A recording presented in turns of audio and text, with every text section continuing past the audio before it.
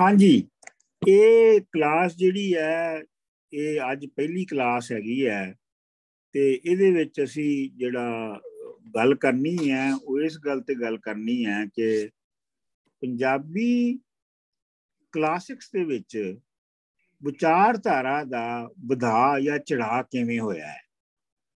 ਜਦੋਂ ਅਸੀਂ ਇਹ ਕਹਿੰਦੇ ਆ ਕਿ ਪੰਜਾਬੀ ਕਲਾਸਿਕਸ ਦੇ ਵਿੱਚ ਵਧਾ ਜਾਂ ਚੜਾ ਕਿਵੇਂ ਹੋਇਆ ਹੈ ਤੇ ਅਸੀਂ ਬੁਨਿਆਦੀ ਤੌਰ ਤੇ ਇਹ ਕਹਿ ਰਹੇ ਹਾਂ ਕਿ ਪੰਜਾਬ ਇੱਕ ਇਲਾਕਾ ਹੈ ਜਿਹਦੀ ਇੱਕ ਜ਼ੁਬਾਨ ਹੈ ਔਰ ਉਸ ਜ਼ੁਬਾਨ ਦੇ ਵਿੱਚ ਜਿਹੜਾ ਵੱਡਾ ਕਲਾਸਿਕਲ ਲਿਟਰੇਚਰ ਲਿਖਿਆ ਗਿਆ ਹੈ ਉਹਦੇ ਵਿੱਚ ਜਿਹੜੇ ਆਈਡੀਆਜ਼ ਨੇ ਉਹ ਥੱਲੇ ਤੋਂ ਉੱਤੇ ਗਏ ਨੇ, ਮਤਲਬ ਉਹਨਾਂ ਵਿੱਚ ਵਧਾ ਹੋਇਆ ਹੈ। ਜਿਵੇਂ ਬੱਚਾ ਹੁੰਦਾ ਹੈ ਤੇ ਬੱਚਾ ਜਿਹੜਾ ਹੈ ਉਹ ਪਹਿਲੇ ਬੱਚਾ ਬਹੁਤ ਛੋਟਾ ਹੁੰਦਾ ਹੈ, ਫਿਰ ਉਹ ਤੁਰਨ ਲੱਗ ਪੈਂਦਾ ਹੈ, ਫਿਰ ਉਹ ਨੱਠਣ ਲੱਗ ਪੈਂਦਾ ਹੈ, ਫਿਰ ਵਗੈਰਾ ਵਗੈਰਾ। ਤੇ ਮਤਲਬ ਜਿਹਨੂੰ ਅਸੀਂ ਕਹਿੰਦੇ ਆ ਨਾ ਐਵੋਲੂਸ਼ਨ ਦਾ ਇਹ ਮਤਲਬ ਹੁੰਦਾ ਹੈ।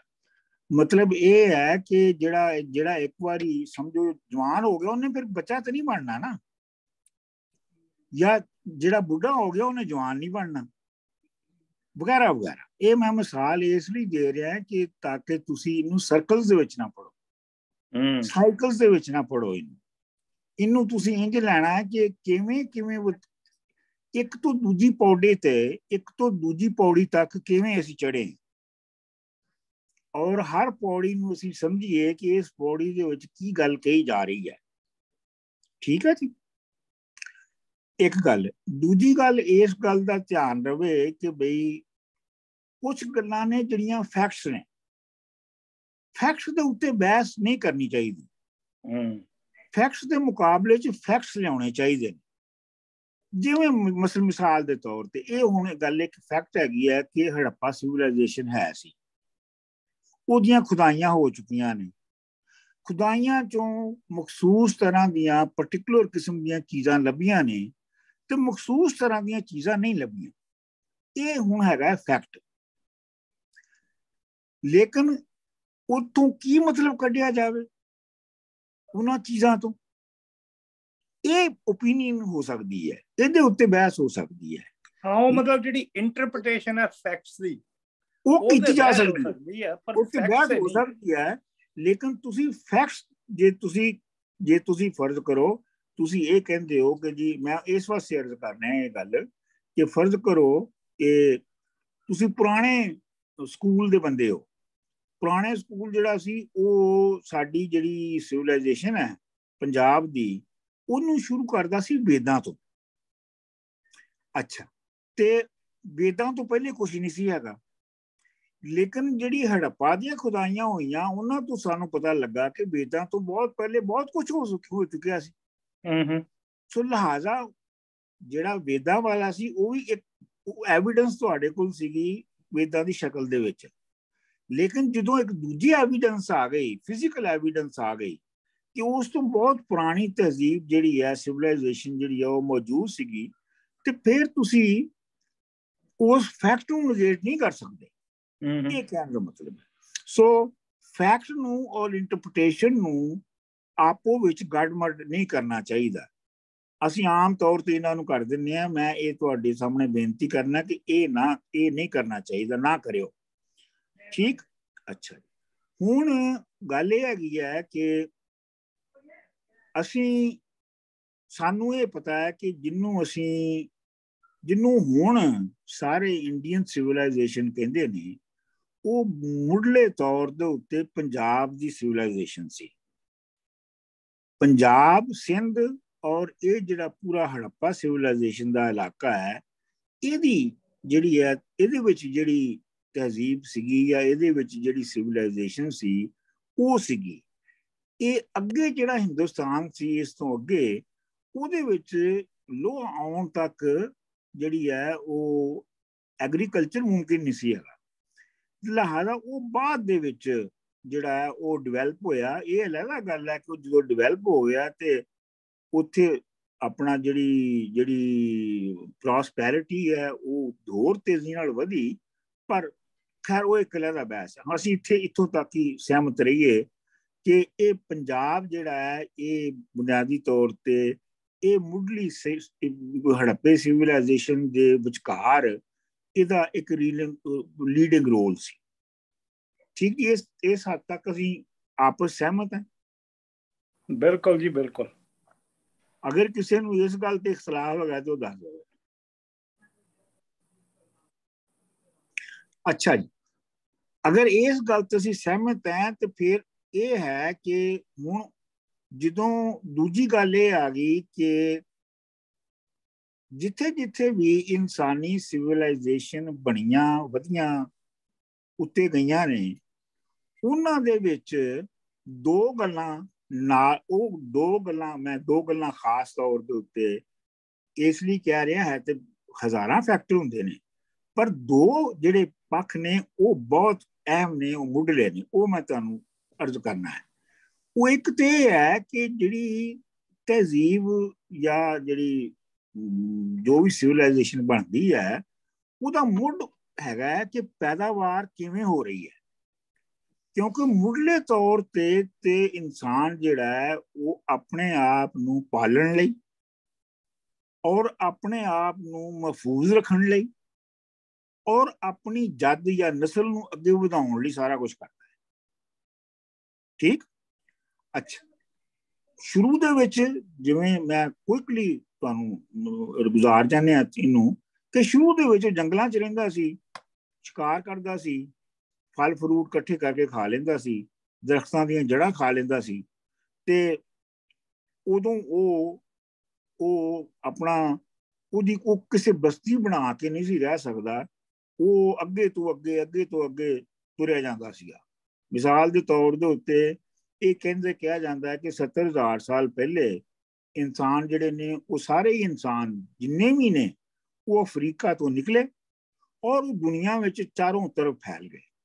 ਹੁਣ ਮਤਲਬ ਇਹ ਹੈ ਕਿ ਜਿਹੜਾ ਇਨਸਾਨ ਅਫਰੀਕਾ ਤੋਂ ਨਿਕਲਿਆ ਔਰ ਉਹ ਸਮਝੋ ਕਿ ਆਸਟ੍ਰੇਲੀਆ ਤੱਕ ਪਹੁੰਚ ਗਿਆ ਜਾਂ ਯੂਰਪ ਤੱਕ ਪਹੁੰਚ ਗਿਆ ਜਾਂ ਹਿੰਦੁਸਤਾਨ ਤੱਕ ਆ ਗਿਆ, ਤੇ ਉਹ ਕੋਈ ਸੈਰ ਕਰਨ ਤੇ ਆਇਆ ਨਹੀਂ ਸੀ, ਕਿਉਂਕਿ ਉਸ ਜਦੋਂ ਕਿ ਉਹ ਸਿਰਫ ਆਪਣੀ ਖੁਰਾਕ ਖਾਣ ਲਈ ਸਾਰੀ ਯਤਨ ਕਰ ਰਿਹਾ ਹੈ, ਤੇ ਉਹ ਤਾਂ ਕੋਈ ਸੈਰ ਤੇ ਨਹੀਂ ਨਾ ਕਰ ਰਿਹਾ। ਇਹਦਾ ਮਤਲਬ ਇਹ ਹੈ ਕਿ ਇੱਕ ਜਗ੍ਹਾ ਤੋਂ ਖੁਰਾਕ ਮੁੱਕ ਜਾਂਦੀ ਸੀ, ਫਿਰ ਉਹ ਅੱਗੇ ਚੱਲ ਜਾਂਦੇ ਸਨ, ਫਿਰ ਉੱਥੋਂ ਮੁੱਕ ਜਾਂਦੀ ਸੀ, ਉੱਥੇ ਅੱਗੇ ਚਲੇ ਜਾਂਦੇ ਸਨ, ਫਿਰ ਉਹਦੇ ਵਿੱਚ ਮੌਸਮ, ਉਹਦੇ ਵਿੱਚ ਜਿਹੜੀ ਕੁਦਰਤੀ ਆਫਤਾਂ ਨੇ, ਇਹ ਸਾਰੀਆਂ ਉਹਦੇ ਵਿੱਚ ਰੋਲ ਪਲੇ ਕਰਦੀਆਂ ਸਨ। ਤੇ ਬੰਦੇ ਨੂੰ, ਉਹ ਬੰਦਾ ਜਿਹੜਾ ਹੈ ਉਹ ਕੁਦਰਤ ਦੇ ਵੱਸ ਵਿੱਚ ਸੀ, ਤੇ ਕੁਦਰਤ ਜਿਹੜੀ ਹੈ ਉਹਨੂੰ ਧੱਕ ਕੇ ਜਿੱਧਰ ਲੈ ਜਾਂਦੇ ਸੀ ਉਧਰੋਂ ਚੱਲ ਜਾਂਦਾ ਸੀ। ਲੇਕਿਨ ਉਹ ਆਪਣੇ ਆਪ ਨੂੰ ਜ਼ਿੰਦਾ ਰੱਖਣ ਲਈ ਜਿਹੜੇ ਵੀ ਸਾਧਨ ਲੱਭਦਾ ਸੀ, ਉਹ ਉਹਨਾਂ ਦੇ ਨਾਲ ਉਹਦੀ ਸੋਚ ਵੀ ਜੁੜੀ ਹੋਈ ਸੀ। ਠੀਕ, ਅੱਛਾ, ਇੱਕ ਤੇ ਹੈ ਕਿ ਉਹ ਪੈਦਾਵਾਰ ਕਿਵੇਂ ਕਰ ਰਿਹਾ ਹੈ ਆਪਣੇ ਆਪ ਨੂੰ ਸਸਟੇਨ ਕਰਨ ਲਈ। ਦੂਜੀ ਗੱਲ ਇਹ ਹੈ ਕਿ ਜਦੋਂ ਉਹ ਪੈਦਾਵਾਰ ਕਰ ਰਿਹਾ ਹੈ ਤੇ ਬੰਦੇ ਦਾ ਤੇ ਬਾਕੀ ਜਿਹੜੀ ਮਖਲੂਕ ਹੈ ਦੁਨੀਆ ਦੀ, ਉਹਦਾ ਇਹ ਫਰਕ ਹੈ ਕਿ ਬੰਦਾ ਇਹ ਜਿਹੜੇ ਸਾਧਨ ਆਪਣੇ ਬਦਲ ਰਿਹਾ ਹੈ, ਇਹ ਇਸ ਲਈ ਬਦਲ ਰਿਹਾ ਹੈ ਕਿ ਉਹ ਸੋਚਣ ਲੱਗ ਪਿਆ ਹੈ, ਉਹਦਾ ਬ੍ਰੇਨ ਡਿਵੈਲਪ ਹੋ ਗਿਆ ਹੈ, ਉਹਦਾ ਜ਼ਿਹਨ ਜਿਹੜਾ ਹੈ ਉਹ ਬਾਕੀ ਜਿਹੜੇ ਜਾਨਵਰ ਨੇ ਉਹਨਾਂ ਦੀ ਨਿਸਬਤ ਵੱਡਾ ਹੈ।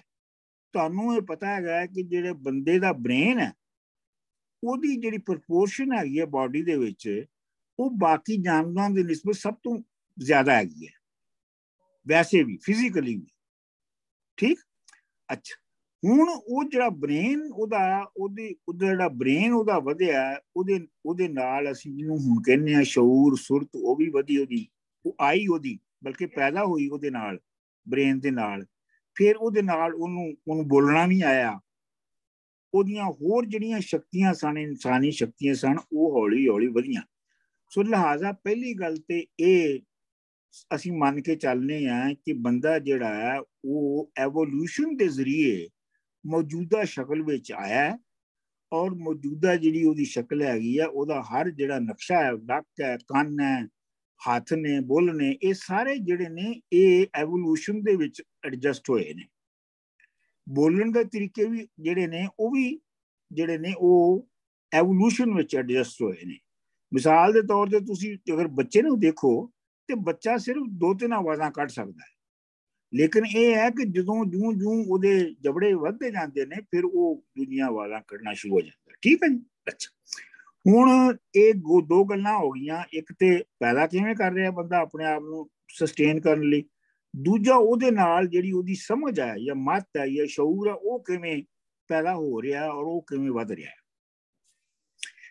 ਅੱਛਾ, ਹੁਣ ਇਹ ਕਿਹਾ ਜਿਹੜਾ ਅਸੀਂ ਇਸ ਗੱਲ ਨੂੰ ਮੁਖਤਸਰ ਕਰਕੇ ਅੱਗੇ ਚੱਲਨੇ ਆ ਕਿ ਇਨਸਾਨੀ ਬਸਤੀਆਂ ਜਿਹੜੀਆਂ ਨੇ ਉਹ ਉਦੋਂ ਆਬਾਦ ਹੋਣਾ ਸ਼ੁਰੂ ਹੋਈਆਂ ਜਦੋਂ ਕਿ ਇਨਸਾਨ ਨੇ ਜ਼ਰਾਤ ਐਗਰੀਕਲਚਰ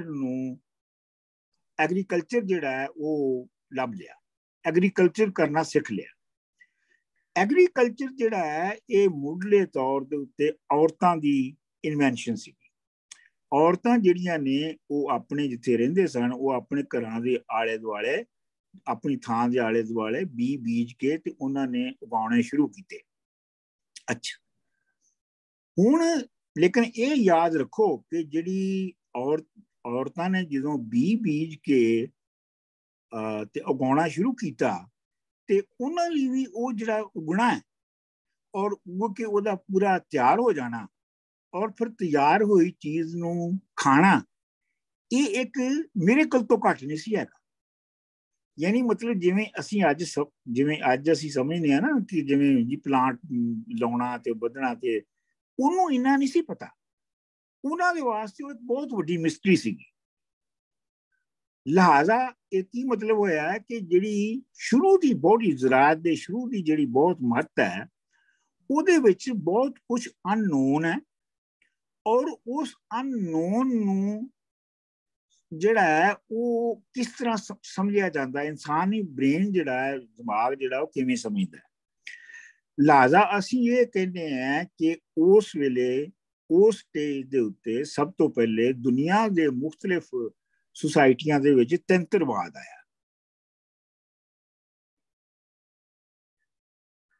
ਤੰਤਰਵਾਦ ਜਾਂ ਇਹਦੇ ਹੋਰ ਕਈ ਨਾਂ ਨੇ, ਮਸਲਨ ਚੀਨ ਦੇ ਵਿੱਚ ਉਹਨੂੰ ਤਾਓਇਜ਼ਮ ਕਹਿੰਦੇ ਨੇ, ਹੋਰ ਥੋੜੀਆਂ ਥਾਵਾਂ ਤੇ ਇਹਨੂੰ ਹੋਰ ਨਾਂ ਦਿੱਤੇ ਗਏ ਨੇ। ਲੇਕਿਨ ਇਹ ਹੈ ਕਿ ਇਹ ਉਹ ਸਟੇਜ ਹੈ ਜ਼ਰਾਅਤ ਦੀ ਜਾਂ ਐਗਰੀਕਲਚਰ ਦੀ ਜਿੱਥੇ ਕਿ ਬੰਦੇ ਨੇ ਬੇਸਿਕਲੀ ਪਲਾਂਟਸ, ਯਾਨੀ ਔਰਤ ਨੇ ਪਲਾਂਟਸ ਉਗਾਉਣੇ ਸ਼ੁਰੂ ਕਰ ਦਿੱਤੇ ਨੇ। ਉਹਦੇ ਨਾਲ ਜਾਨਵਰਾਂ ਦੀ ਜਿਹੜੀ ਡੋਮੈਸਟੀਕੇਸ਼ਨ ਹੈ ਉਹ ਵੀ ਹੋਣੀ ਸ਼ੁਰੂ ਹੋ ਗਈ, ਯਾਨੀ ਜਾਨਵਰਾਂ ਨੂੰ ਸੁਧਾਰ ਦਿੱਤਾ ਗਿਆ, ਕਬਜ਼ਾ ਉਹਨਾਂ ਨੂੰ ਆਪਣਾ ਇਸਤੇਮਾਲ ਲਈ ਬਣਾ ਦਿੱਤਾ ਗਿਆ। ਤੇ ਇਹ ਜਿਹੜਾ ਬੁਨਿਆਦੀ ਸਮਝ ਸੀ ਇਨਸਾਨ ਦੀ, ਉਹਦੇ ਵਿੱਚ ਪਹਿਲੀ ਜਿਹੜੀ ਜੰਪ ਆਈ, ਮੈਂ ਉਹਨੂੰ ਕਹਾਂਗਾ ਜੰਪ, ਜਿਹੜੀ ਪਹਿਲੀ ਜੰਪ ਆਈ ਉਹ ਇਹ ਸੀ ਕਿ ਇਨਸਾਨ ਨੇ ਇਹ ਮਾਲੂਮ ਕੀਤਾ ਕਿ ਜੋ ਉਹਦਾ ਵਜੂਦ ਹੈ ਤੇ ਜੋ ਪਲਾਂਟਸ ਦਾ ਵਜੂਦ ਹੈ ਤੇ ਜੋ ਜਾਨਵਰਾਂ ਦਾ ਵਜੂਦ ਹੈ ਉਹਨਾਂ ਦੇ ਦਰਮਿਆਨ ਕੋਈ ਚੀਜ਼ ਸਾਂਝੀ ਹੈ। ਗੱਲ ਤੁਸੀਂ ਸਮਝੋ, ਇਹ ਬਹੁਤ ਵੱਡੀ ਇਨਸਾਨ ਦੀ ਜ਼ਿਹਨੀ ਛਾਲ ਸੀਗੀ ਕਿ ਉਹਨੂੰ ਇਹ ਪਤਾ ਲੱਗ ਜਾਵੇ ਕਿ ਜੋ ਮੇਰੇ ਨਾਲ ਹੋ ਰਿਹਾ ਹੈ, ਜੋ ਮੈਂ ਜਿਸ ਤਰੀਕੇ ਨਾਲ ਮੈਂ ਜੰਮਣਾ ਹੈ, ਵਧਣਾ ਹੈ, ਮਰਨਾ ਹੈ, ਉਸੇ ਤਰ੍ਹਾਂ ਹੈਗਾ ਜਿਵੇਂ ਪਲਾਂਟ ਔਰ ਐਨੀਮਲ ਜਿਹੜੇ ਨੇ ਔਰ ਬਾਕੀ ਦੁਨੀਆ ਦੀਆਂ ਚੀਜ਼ਾਂ ਜਿਹੜੀਆਂ ਨੇ ਉਹ ਜੰਮਦੀਆਂ ਨੇ, ਵੱਧਦੀਆਂ ਨੇ, ਪਲਦੀਆਂ ਨੇ ਤੇ ਫਿਰ ਮਰ ਜਾਂਦੀਆਂ ਨੇ। ਠੀਕ ਡਾਕਟਰ ਸਾਹਿਬ, ਮੇਰਾ ਖਿਆਲ ਇਹ ਤੋਂ ਪਹਿਲਾਂ ਇੱਕ ਹੋਰ ਪੌੜੀ ਵੀ ਹੈ ਜੀ, ਜਿੱਥੇ ਸਾਰਾ ਕੁਐਸਚਨ ਹੈ ਜਿਹੜਾ ਇੱਕ ਔਰਤ ਦੀ ਕੁੱਖ ਤੋਂ ਜੰਮਦਾ ਦਿਸਦਾ ਬੰਦੇ ਨੂੰ। ਮੈਂ ਉੱਤੇ ਆ ਰਿਹਾ ਸਾਂ ਹਾਂ, ਕਿਉਂਕਿ ਸਾਰਾ ਐਵੀਡੈਂਸ ਇਹੀ ਦੱਸਦਾ ਹੈ ਕਿ ਅੱਗ ਨੂੰ ਜਿਹੜਾ ਹਾਰਨੈਸ ਕੀਤਾ ਉਹ ਵੀ ਔਰਤਾਂ ਨੇ ਕੀਤਾ ਜੀ ਤੇ ਜਿਹੜਾ ਐਨੀਮਲਸ ਤੇ ਪਲਾਂਟਸ ਨੂੰ ਟੇਮ ਕੀਤਾ ਉਹ ਵੀ ਔਰਤਾਂ ਨੇ ਕੀਤਾ ਜੀ ਉਹਦੇ ਬਾਅਦ ਫਿਰ ਤੰਤਰਵਾਦ ਆਉਂਦਾ। ਤੰਤਰਵਾਦ ਤਾਂ ਬਹੁਤ ਲੇਟ ਐਕਸਟ੍ਰੈਕਸ਼ਨ ਹੈ।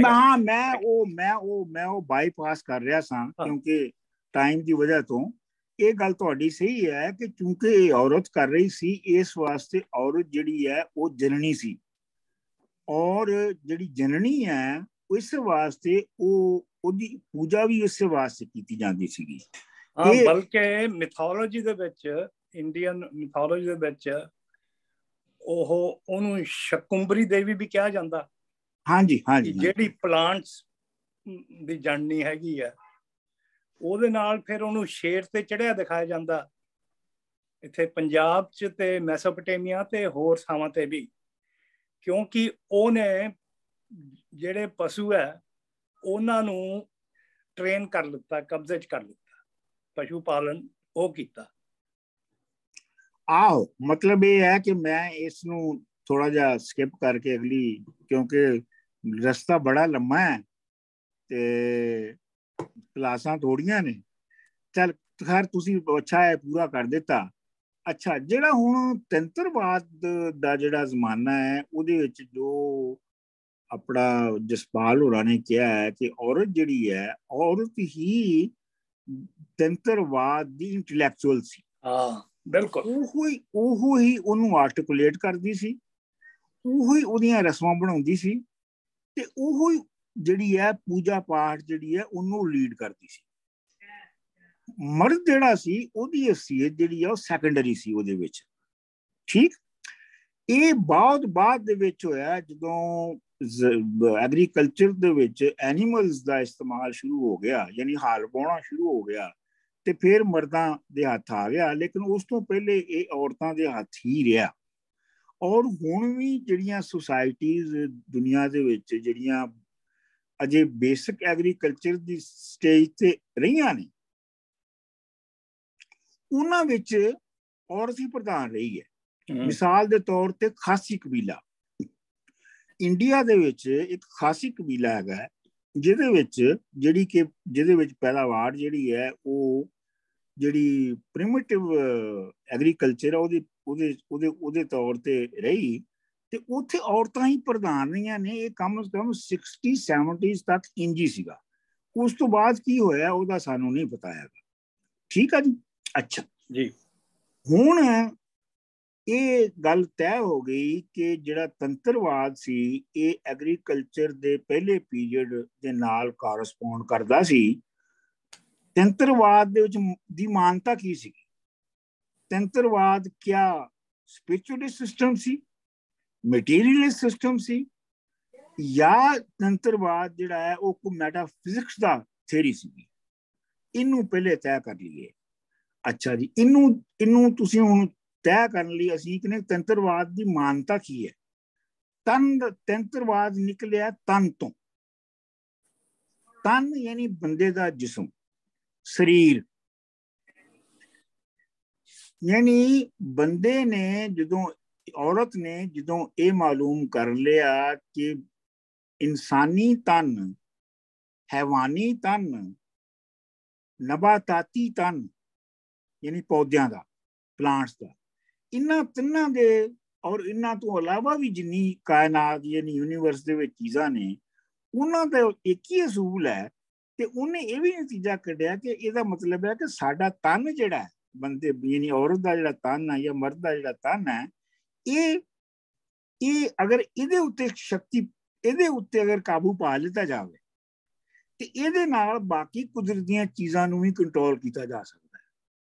ਇਹ ਤੁਸੀਂ ਕਨੈਕਸ਼ਨ ਨੂੰ ਚੰਗੀ ਤਰ੍ਹਾਂ ਸਮਝਣ ਦੀ ਕੋਸ਼ਿਸ਼ ਕਰੋ ਕਿ ਜਿਹੜਾ ਤੰਤਰਵਾਦ ਹੈ ਉਹਦੇ ਵਿੱਚ ਆਪਣੇ ਤਨ ਦੀਆਂ ਸ਼ਕਤੀਆਂ ਨੂੰ ਜਗਾ ਕੇ ਤੇ ਬਾਕੀ ਜਿਹੜਾ ਯੂਨੀਵਰਸ ਹੈ ਉਹਦੀਆਂ तमाम ਤਾਕਤਾਂ ਨੂੰ ਆਪਣੇ ਤਹਿਤ ਕਰਨਾ ਹੈ। ਬਲਕਿ ਹਾਲ ਤਾਈਂ ਇੱਕ ਅਖਾਣ ਹੈ ਪੰਜਾਬ 'ਚ, ਤਨ ਨਿਰਾਕਾਰ। ਹਾਂ, ਕਿ ਤਨ ਹੀ ਹੈ ਜਿਹੜਾ, ਨਿਰਾਕਾਰ ਵੀ ਇਹੀ ਹੈ। ਬਿਲਕੁਲ ਬਿਲकुल। ਹਾਂਜੀ, ਕੋਈ ਹੋਰ ਸਾਹਿਬ ਜਿਹਨੂੰ ਸਮਝ ਨਹੀਂ ਆਈ ਨਾ ਇਸ ਗੱਲ ਦੀ, ਬਹੁਤ ਜ਼ਰੂਰੀ ਹੈ, ਜਿਹਨੂੰ ਸਮਝ ਨਹੀਂ ਆਈ ਉਹ ਗੱਲ ਪੁੱਛ ਲੈ ਦੁਬਾਰਾ। ਮੈਂ ਚਾਹੁੰਦਾ ਕਿ ਹਰ ਸਟੇਜ ਤੇ ਤੁਸੀਂ ਸਾਡੇ ਨਾਲ ਚੱਲੋ। ਸਰ ਮੇਰਾ ਇੱਕ ਕੁਐਸਚਨ ਸੀ ਜੀ ਕਿ ਤਨ ਜੋ ਹੈ ਇੱਥੇ ਅਸੀਂ ਇਸਤੇਮਾਲ ਕਰ ਰਹੇ ਹਾਂ ਐਜ਼ ਸੈਲਫ, ਐਜ਼ ਦ ਨਹੀਂ ਸਪਿਰਿਚੁਅਲ ਸੈਲਫ, ਔਰ ਐਜ਼ ਦ ਫਿਜ਼ੀਕਲ ਬੋਡੀ, ਫਿਜ਼ੀਕਲ ਬੋਡੀ।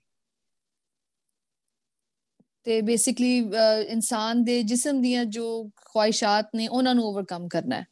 ਨਹੀਂ, ਇਨਸਾਨ ਦੇ ਜਿਹੜੀ ਦੇਖੋ ਜੋ ਤਾਕਤਾਂ ਸ਼ਕਤੀਆਂ ਜਿਹੜੀਆਂ ਤਾਕਤਾਂ ਨੇ ਜਿਹੜੀਆਂ ਇਨਸਾਨ ਨੂੰ ਬਣਾਉਂਦੀਆਂ ਜਮਾਉਂਦੀਆਂ ਮਾਰਦੀਆਂ ਅੱਗੇ ਵਧਾਉਂਦੀਆਂ ਨੇ, ਜਿਹੜੀਆਂ ਐਨੀਮਲਸ ਨੂੰ ਕਰਦੀਆਂ ਨੇ, ਜਿਹੜੀਆਂ ਪਲਾਂਟਸ ਨੂੰ ਕਰਦੀਆਂ, ਜਿਹੜੀਆਂ ਬਾਕੀ ਚੀਜ਼ਾਂ ਨੂੰ ਕਰਦੀਆਂ ਨੇ, ਉਹ ਇੱਕ ਅਸੂਲ ਹੋ ਗਿਆ ਨਾ ਜੀ। ਉਹ ਅਸੂਲ ਜਿਹੜਾ ਹੈ ਉਹ ਅਗਰ ਫਰਜ਼ ਕਰੋ ਅਸੀਂ ਮੰਨ ਲਿਆ ਕਿ ਅਸੀਂ ਬੰਦੇ ਜਿਹੜੇ ਆ ਉਹਦਾ ਸੈਂਟਰ ਹੈ, ਠੀਕ, ਫਿਰ ਇਹ ਹੈ ਕਿ ਅਸੀਂ ਜਿਹੜੀ ਇਹ ਸ਼ਕਤੀਆਂ ਨੇ, ਜਿਨ੍ਹਾਂ ਸ਼ਕਤੀਆਂ ਦੇ ਨਾਲ ਇਹ ਸਾਰੀ ਯੂਨੀਵਰਸ ਚੱਲ ਰਿਹਾ ਹੈ, ਉਹ ਅਸੀਂ ਸ਼ਕਤੀਆਂ ਆਪਣੇ ਅੰਦਰ, ਯਾਨੀ ਇਨਸਾਨ ਆਪਣੇ ਅੰਦਰ ਹੀ ਜਗਾ ਸਕਦਾ ਹੈ।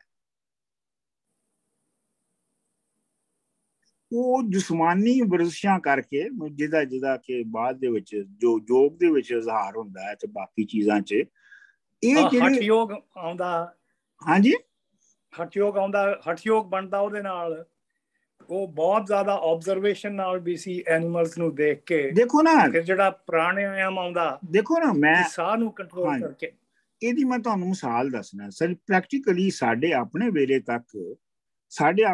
ਤੱਕ ਇਹ ਪਿੰਡਾਂ ਦੇ ਵਿੱਚ ਮੰਨਿਆ ਜਾਂਦਾ ਸੀ ਕਿ ਤੁਸੀਂ ਅਗਰ ਇਹ ਵਜ਼ੀਫਾ ਕਰੋ ਜਾਂ ਇਹ ਜਾਪ ਕਰੋ ਤੇ ਇਹਦੇ ਨਾਲ ਮੀਂਹ ਆ ਸਕਦਾ ਹੈ, ਇਹ ਜਾਪ ਕਰੋ ਤੇ ਇਹਦੇ ਨਾਲ ਹਨੇਰੀ ਰੋਕੀ ਜਾ ਸਕਦੀ ਹੈ, ਇਹ ਜਾਪ ਕਰੋ ਤੇ ਇਹਦੇ ਨਾਲ ਮਸ਼ੂਕ ਨੂੰ ਕਾਬੂ 'ਚ ਕੀਤਾ ਜਾ ਸਕਦਾ ਹੈ, ਇਹ ਜਾਪ ਕਰੋ ਤੇ ਇਹਦੇ ਨਾਲ ਮੀਆਂ ਬੀਵੀ ਦੇ ਦਰਮਿਆਨ ਸੁਲ੍ਹਾ ਕਰਵਾਈ ਜਾ ਸਕਦੀ ਹੈ, ਇਹ ਜਾਪ ਕਰੋ ਤੇ ਬੰਦੇ ਨੂੰ ਮਾਰਿਆ ਜਾ ਸਕਦਾ ਹੈ।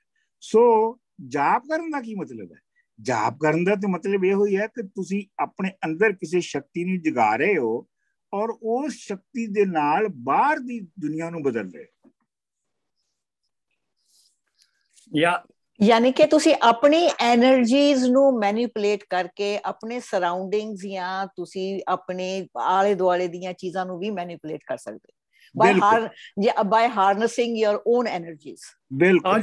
ਜਿੱਕੂ ਜਿਹੜਾ ਫਿਰ ਬਾਅਦ ਚ ਉਹ ਤਪ ਦਾ ਕਨਸੈਪਟ ਡਿਵੈਲਪ ਹੁੰਦਾ ਕਿ ਜੇ ਤੁਸੀਂ ਤਪ ਕਰੋ ਤਾਂ ਹਰ ਚੀਜ਼ ਤੁਹਾਡੇ ਬਸ ਚ ਆ ਸਕਦੀ। ਜਿੱਕੂ ਉਹ ਇੱਕ ਪੜ੍ਹੀ ਸੀ ਨਾ ਉਹ ਨਜ਼ਮ ਆਪਣੇ ਅਦਬੀ ਸੰਗਤ ਚ, ਵਸ਼ੀਕਰਨ, ਕਿ ਬਸ ਕਰਨ ਲਈ ਮੰਤਰ ਜਾਂ ਤਪ। ਹਾਂਜੀ। ਅੱਛਾ, ਹੁਣ ਇਹ ਜਦੋਂ ਡਾਕਟਰ ਸਾਹਿਬ ਇੱਕ ਮੇਰਾ ਕੁਐਸਚਨ ਦੱਸੋ, ਇੱਕ ਪਹਿਲਾਂ ਵਿੱਚ ਔਰਤ ਨੂੰ ਇਹ ਤੇ ਪਤਾ ਲੱਗ ਗਿਆ ਕਿ ਜਿਹੜਾ ਪਲਾਂਟਸ ਨੇ, ਐਨੀਮਲਸ ਨੇ ਔਰ ਹਿਊਮਨ ਜਿਹੜੇ ਆ, ਉਹਨਾਂ ਸਾਰਿਆਂ ਦੇ ਵਿੱਚ ਇੱਕ ਕਿਸਮ ਦਾ ਇੱਕੋ ਹੀ ਕਾਨੂੰਨ ਚੱਲ ਰਿਹਾ, ਸਭ ਕੁਝ ਉਹੀ ਹੋ ਰਿਹਾ। ਅੱਗੇ ਉਸਨੇ ਇਹ ਕਿਵੇਂ ਕੱਢ ਲਿਆ ਕਿ ਜੇ ਮੈਂ ਆਪਣੇ ਅੰਦਰ ਤਾਕਤ ਪੈਦਾ ਕਰਾਂ ਤੇ ਅੱਗੇ ਕੰਟਰੋਲ ਕਰ ਸਕਦਾ? ਇਹ ਜਿਹੜਾ ਸਟੈਪ ਹੈ, ਇਹੋ ਸਟੈਪ ਜਿਹੜਾ ਇਹ ਇਨਸਾਨ ਨੂੰ ਬਾਕੀ ਐਨੀਮਲਸ ਦੇ ਨਾਲੋਂ ਵੱਖਰਾ ਕਰਦਾ ਹੈ। ਅੱਛਾ, ਉਹਦਾ ਆਪਣੇ ਦਿਮਾਗ ਦੀ ਕਾਢ ਹੈ, ਉਹਦੇ ਆਪਣੇ ਦਿਮਾਗ ਦੀ ਕਾਢ ਹੈ, ਜਾਂ ਉਹਦੇ ਦਿਮਾਗ ਦੇ ਵਿੱਚ ਇਹ ਜਿਹੜਾ ਕਾਜ਼ ਐਂਡ ਇਫੈਕਟ ਜਿਹੜਾ ਹੈ, ਜਿਹਦੀ ਬਹੁਤ ਹੀ ਪ੍ਰਿਮਿਟਿਵ ਸ਼ਕਲ ਜਿਹੜੀ ਹੈ ਉਹਦੇ ਜ਼ਿਹਨ ਦੇ ਵਿੱਚ ਪੈਦਾ ਹੁੰਦੀ ਹੈ। ਬਾਕੀ ਜਿਹੜੀ ਯੂਨੀਵਰਸ ਦੀ ਬਾਕੀ ਕ੍ਰੀਏਚਰਸ ਨੇ ਉਹ ਇਸ ਕਾਜ਼ ਔਰ ਇਫੈਕਟ ਨੂੰ ਸਮਝ ਨਹੀਂ ਸਕਦੇ। ਕਿਉਂਕਿ ਉਹ ਸਮਝ ਨਹੀਂ ਸਕਦੇ, ਇਸ ਲਈ ਉਸ ਨੂੰ ਮੈਨੀਪੂਲੇਟ ਵੀ ਨਹੀਂ ਕਰ ਸਕਦੇ। ਅੱਛਾ, ਸੋ ਲਿਹਾਜ਼ਾ ਇਹ ਜਿਹੜੀ ਤੰਤਰਵਾਦ ਦੀ ਇਹ ਸਮਝ ਹੈ ਕਿ ਤੁਸੀਂ ਤਨ ਦੇ ਅੰਦਰ ਦੀਆਂ ਸ਼ਕਤੀਆਂ ਨੂੰ ਜਗਾ ਕੇ ਬਾਕੀ ਤਮਾਮ ਦੁਨੀਆ ਔਰ ਆਪਣੀ ਸਰਾਊਂਡਿੰਗਸ ਨੂੰ ਤੁਸੀਂ ਕੰਟਰੋਲ ਕਰ ਸਕਦੇ ਹੋ, ਇਹ ਬੁਨਿਆਦੀ ਤੌਰ ਤੇ ਇਹਨੂੰ ਤੁਸੀਂ ਕਹਿ ਸਕਦੇ ਹੋ ਇਹ ਪ੍ਰਿਮਿਟਿਵ ਮਟੀਰੀਅਲਿਜ਼ਮ ਹੈ। ਮਟੀਰੀਅਲਿਜ਼ਮ ਇਸ ਵਾਸਤੇ ਹੈ ਕਿ ਜਿਹੜਾ ਇਨਸਾਨੀ ਜੁੱਸਾ ਉਹ ਤੇ ਮੈਟਰ ਹੈ ਨਾ, ਹਾਂਜੀ, ਉਹ ਤੇ ਮਟੀਰੀਅਲ ਹੈ ਨਾ। ਤੁਸੀਂ ਇਹ ਨਹੀਂ ਕਹਿ ਰਹੇ ਕਿ ਕੋਈ ਬਾਹਰੋਂ ਜੋ ਕੋਈ ਆਪਣਾ ਭਗਵਾਨ ਜਾਂ ਕੋਈ ਦੂਜਾ ਜਿਹੜਾ ਹੈ ਉਹ ਇਹ ਸਾਰਾ ਕੁਝ ਕਰ ਰਿਹਾ, ਤੁਸੀਂ ਕਹਿ ਰਹੇ ਹੋ ਨਹੀਂ ਮੈਂ ਜੁੱਸੇ ਦੇ ਵਿੱਚੋਂ ਕਰ ਰਿਹਾ ਆਪਣੇ ਚੋਂ ਕੰਟਰੋਲ। ਸੋ ਲਿਹਾਜ਼ਾ ਇਹ ਪ੍ਰਿਮਿਟਿਜ਼ਮ ਦੀ ਮਟੀਰੀਅਲਿਜ਼ਮ ਦੀ ਬਹੁਤ ਹੀ ਪਹਿਲੀ ਔਰ ਪ੍ਰਿਮਿਟਿਵ ਸਟੇਜ ਹੈ। ਲੇਕਿਨ ਇੱਥੋਂ ਹੀ ਅੱਗੇ ਮਟੀਰੀਅਲਿਜ਼ਮ ਦੇ ਸਾਰੇ ਫਲਸਫੇ ਜਿਹੜੇ ਨੇ ਉਹ ਵੱਧਦੇ ਨੇ। ਜਿਹੜਾ ਅੱਜ ਦੀ ਸਾਇੰਸ ਹੈ ਉਹ ਵੀ ਉਹਦਾ ਮੁੱਢ ਵੀ ਤੰਤਰਵਾਦ ਸੀ, ਜਾਦੂ ਟੂਣਾ ਸੀ। क्योंकि जादू टूणे और तंत्रवाद ਦੇ ਵਿੱਚ ਮੰਨਿਆ ਜਾਂਦਾ ਹੈ ਕਿ ਇਨਸਾਨ ਜਿਹੜਾ ਹੈ ਉਹ ਆਪਣੀਆਂ ਸ਼ਕਤੀਆਂ ਨੂੰ ਵਧਾ ਕੇ ਨੇਚਰ ਨੂੰ ਕੰਟਰੋਲ ਕਰ ਸਕਦਾ ਹੈ। ਬਿਲਕੁਲ। ਇਹ ਡਾਕਟਰ ਆਈਡੀਆ ਜਿਹੜੇ ਹਾਂ, ਇਹਦਾ ਮਤਲਬ ਇਹ ਹੈ ਕਿ ਇਹ ਜਿਹੜਾ ਇੱਕ ਹੋਰ ਇੱਥੇ ਗੱਲ ਨੂੰ ਐਸਟੈਬਲਿਸ਼ ਕਰਨੀ ਕਿ ਇਹਦੇ ਵਿੱਚ ਇਹ ਮੰਨ ਲਿਆ ਗਿਆ ਕਿ ਪੂਰਾ ਜਿਹੜਾ ਜਹਾਨ ਹੈ, ਜਿਹੜਾ ਸਾਡੇ ਇਰਦ ਗਿਰਦ ਕਾਸਮੋਸ ਹੈ, ਯੂਨੀਵਰਸ ਹੈ, ਇਹ ਇੱਕ ਹੀ ਹੈ ਔਰ ਇੱਕ ਹੀ ਇਹਦਾ ਪ੍ਰਿੰਸੀਪਲ ਹੈ, ਦੋ ਨਹੀਂ ਹੈਗੇ। ਉਹ ਤਾਂ ਹੀ ਉਹ ਹਾਲਤਾਂ ਹੀ ਕਹਿੰਦੇ ਆ ਨਾ, ਜੋ ਪਿੰਡੇ ਸੋਈ ਬ੍ਰਹਮੰਡ। ਹਾਂਜੀ। ਤੇ ਇਹ ਜਿਹੜੀ ਗੱਲ ਹੈ ਇਹ ਬੱਲੇ ਬੰਨਣ ਵਾਲੀ ਇਸ ਲਈ ਜ਼ਰੂਰੀ ਹੈ ਕਿ ਇਹਦਾ ਅੱਗੇ ਜਾ ਕੇ ਬਹੁਤ ਇਹਦਾ ਇਸ ਦੀ ਬੁਨਿਆਦ ਦੇ ਉੱਤੇ, ਇੱਕ ਜਹਾਨ ਔਰ ਦੋ ਜਹਾਨਾਂ ਦੀ ਬੁਨਿਆਦ ਦੇ ਉੱਤੇ ਬਹੁਤ ਸਾਰੀਆਂ ਗੱਲਾਂ ਦਾ ਨਿਖੇੜਾ ਹੋਣਾ ਹੈ। ਇਸ ਲਈ ਮੈਂ ਕਹਿ ਰਿਹਾ ਕਿ ਇਹਦੇ ਮੁਤਾਬਕ, ਇਸ ਫਲਸਫੇ ਦੇ ਮੁਤਾਬਕ ਇਹ ਜਹਾਨ ਇੱਕ ਹੀ ਹੈ। ਇਸ ਜਹਾਨ ਦੇ ਅੰਦਰ ਅਸੂਲ ਜਿਹੜਾ ਹੈ ਜਾਂ ਪ੍ਰਿੰਸੀਪਲ ਜਿਹੜਾ ਇਹਨੂੰ ਚਲਾਉਣ ਵਾਲਾ ਹੈ ਉਹ ਇੱਕ ਹੀ ਹੈ। ਇਹ ਜ਼ਾਹਰ ਗੱਲ ਹੈ ਕਿ ਸਾਡੀ ਜਿਹੜੀ ਸਮਝ ਹੈ ਉਹ ਲਿਮਿਟਡ ਹੈਗੀ ਹੈ ਔਰ ਅਸੀਂ ਉਸ ਪ੍ਰਿੰਸੀਪਲ ਨੂੰ ਨਹੀਂ ਪੂਰਾ, ਉਸ ਪ੍ਰਿੰਸੀਪਲ ਨੂੰ ਅਸੀਂ, ਉਹ ਪ੍ਰਿੰਸੀਪਲ ਅਸੀਂ ਨਹੀਂ ਬਣ ਸਕਦੇ, ਲੇਕਿਨ ਅਸੀਂ ਉਹਨੂੰ ਕਿਸੇ ਹੱਦ ਤੱਕ ਸਮਝ ਸਕਦੇ ਹਾਂ। ਉਹਨੂੰ ਸਮਝ ਕੇ ਅਸੀਂ ਉਹਦੇ ਨਾਲ ਮਿਲ ਸਕਦੇ ਹਾਂ। ਯਾਨੀ ਜਿਵੇਂ ਉਹ ਚੱਲ ਰਿਹਾ ਹੈ, ਕਾਇਨਾਤ ਜਿਵੇਂ ਚੱਲ ਰਹੀ ਹੈ, ਜਿਸ ਪ੍ਰਿੰਸੀਪਲ ਦੇ ਤਹਿਤ ਚੱਲ ਰਹੀ ਹੈ, ਅਗਰ ਅਸੀਂ ਉਹਨੂੰ ਥੋੜਾ ਜਿਹਾ ਵੀ ਸਮਝ ਲਈਏ ਤੇ ਉਹਦੇ ਨਾਲ ਰਲ ਕੇ ਅਸੀਂ ਚੈਨ ਆਰਾਮ ਦੀ ਜ਼ਿੰਦਗੀ ਜਿਹੜੀ ਹੈ ਉਹ ਲਗਾ ਸਕਦੇ ਹਾਂ। ਇਹ ਮਤਲਬ ਹੈ ਇਹਦਾ, ਔਰ ਇੱਕ ਸੰਸਾਰ ਦਾ ਇਹ ਮਤਲਬ ਹੈ। ਅੱਛਾ, ਇਹਦੇ ਵਿੱਚ ਮੈਂ ਤੁਹਾਨੂੰ ਜਿਹੜੀ ਹੈ ਨਾ, ਇਸ ਤੋਂ ਜਿਹੜੇ ਕੁਛ ਤਾਓਇਜ਼ਮ ਦੇ ਜਿਹੜੇ ਮੁੱਢਲੇ ਅਸੂਲ ਨੇ ਨਾ, ਉਹ ਮੈਂ ਤੁਹਾਨੂੰ ਇੱਥੇ ਦੱਸਣਾ ਚਾਹੁੰਦਾ, ਕਿਉਂਕਿ ਇਹ ਤੰਤਰਵਾਦ ਔਰ ਤੇ ਬਾਅਦ ਜਿਹੜੀ ਸਟੇਜ ਹੈਗੀ ਆ ਉਹ ਤਕਰੀਬਨ ਤਾਓਇਜ਼ਮ ਵਾਲੀ ਹੈ। ਤਾਓਇਜ਼ਮ ਦੇ ਵਿੱਚ ਸਾਰਾ ਕੁਝ ਸ਼ਾਮਲ ਹੈ। ਸੋ ਲਿਹਾਜ਼ਾ ਮੈਂ ਇਹਨੂੰ ਪੜ੍ਹਨ ਲੱਗਾ ਹੈ ਕਿਉਂਕਿ ਇਹ ਪੜ੍ਹਨਾ ਜ਼ਿਆਦਾ ਅੱਛਾ ਲੱਗੇਗਾ। ਤਾਓਇਜ਼ਮ ਦੇ ਮੁੱਢਲੇ, ਤਾਓ ਦਾ ਮਤਲਬ ਹੁੰਦਾ ਰਾਹ। ਤਾਓ ਦਾ ਲਫ਼ਜ਼ੀ ਮਤਲਬ ਹੈਗਾ ਰਾਹ। ਅੱਛਾ, ਇਹਦਾ ਮਤਲਬ ਇਹ ਹੈ ਜੋ ਸਿਰਫ ਫਿਤਰਤ ਨੂੰ ਸਮਝਣਾ ਹੀ ਨਹੀਂ, ਨੇਚਰ ਨੂੰ ਸਿਰਫ ਸਮਝਣਾ ਹੀ ਨਹੀਂ, ਸਗੋਂ ਉਹਦੇ ਨਾਲ ਇੱਕਮੁੱਖ ਹੋਣਾ ਹੈ। ਇਹ ਇੱਕਮੁੱਖ ਜੁੱਸੇ ਦੀਆਂ ਖਾਸ ਵਰਸ਼ਾਂ ਰਾਹੀਂ ਹੋ ਸਕਦਾ ਹੈ। ਯਾਨੀ ਪਾਰਟਿਕੂਲਰ ਐਕਸਰਸਾਈਜ਼ਸ ਕਰਕੇ ਬਾਡੀ ਦੀਆਂ ਉਹਨਾਂ ਨਾਲ ਹੋਇਆ ਜਾ ਸਕਦਾ ਹੈ ਤੇ ਧਿਆਨ ਲਾਉਣ ਨਾਲ ਹੋ ਸਕਦਾ ਹੈ। ਪਰ ਇਸ ਏਕਤਾ ਲਈ ਯਾਨੀ ਜਿਹੜੀ ਫਰਕ ਹੈਗਾ ਤਾਓਇਜ਼ਮ ਦਾ ਬਾਕੀ ਯੋਗ ਦੇ ਨਾਲ, ਉਹ ਇਹ ਹੈ ਕਿ ਤਾਓਇਜ਼ਮ ਦੇ ਵਿੱਚ ਦੁਨੀਆ ਨੂੰ ਛੱਡਣਾ ਜ਼ਰੂਰੀ ਨਹੀਂ ਹੈਗਾ। ਤਾਓਇਜ਼ਮ ਦੀਆਂ ਪੁਸਤਕਾਂ ਵਿੱਚ ਜਿਹੜੀਆਂ ਮਿਸਾਲਾਂ ਦਿੱਤੀਆਂ ਗਈਆਂ ਨੇ ਜਿਨ੍ਹਾਂ ਦੇ ਨਾਲ ਤਾਓਇਜ਼ਮ ਦੀ ਰਾਹ ਨੂੰ ਦੱਸਿਆ ਜਾਂਦਾ ਹੈ, ਉਹ ਮਿਸਾਲਾਂ ਦੇ ਵਿੱਚ ਕਸਾਈ, ਗਾਉਣ ਵਾਲੇ, ਸ਼ਿਕਾਰੀ, ਮਛੇਰੇ, ਤਲਵਾਰਾਂ ਬਣਾਉਣ ਵਾਲੇ, ਤੀਰ ਬਣਾਉਣ ਵਾਲੇ, ਇਹਨਾਂ ਦੀਆਂ ਮਿਸਾਲਾਂ ਦੇ ਨਾਲ ਸਮਝਾਇਆ ਜਾਂਦਾ ਹੈ ਕਿ ਕਿਵੇਂ ਫਿਤਰਤ ਦੇ ਨਾਲ ਮਿਲਣਾ ਹੈ।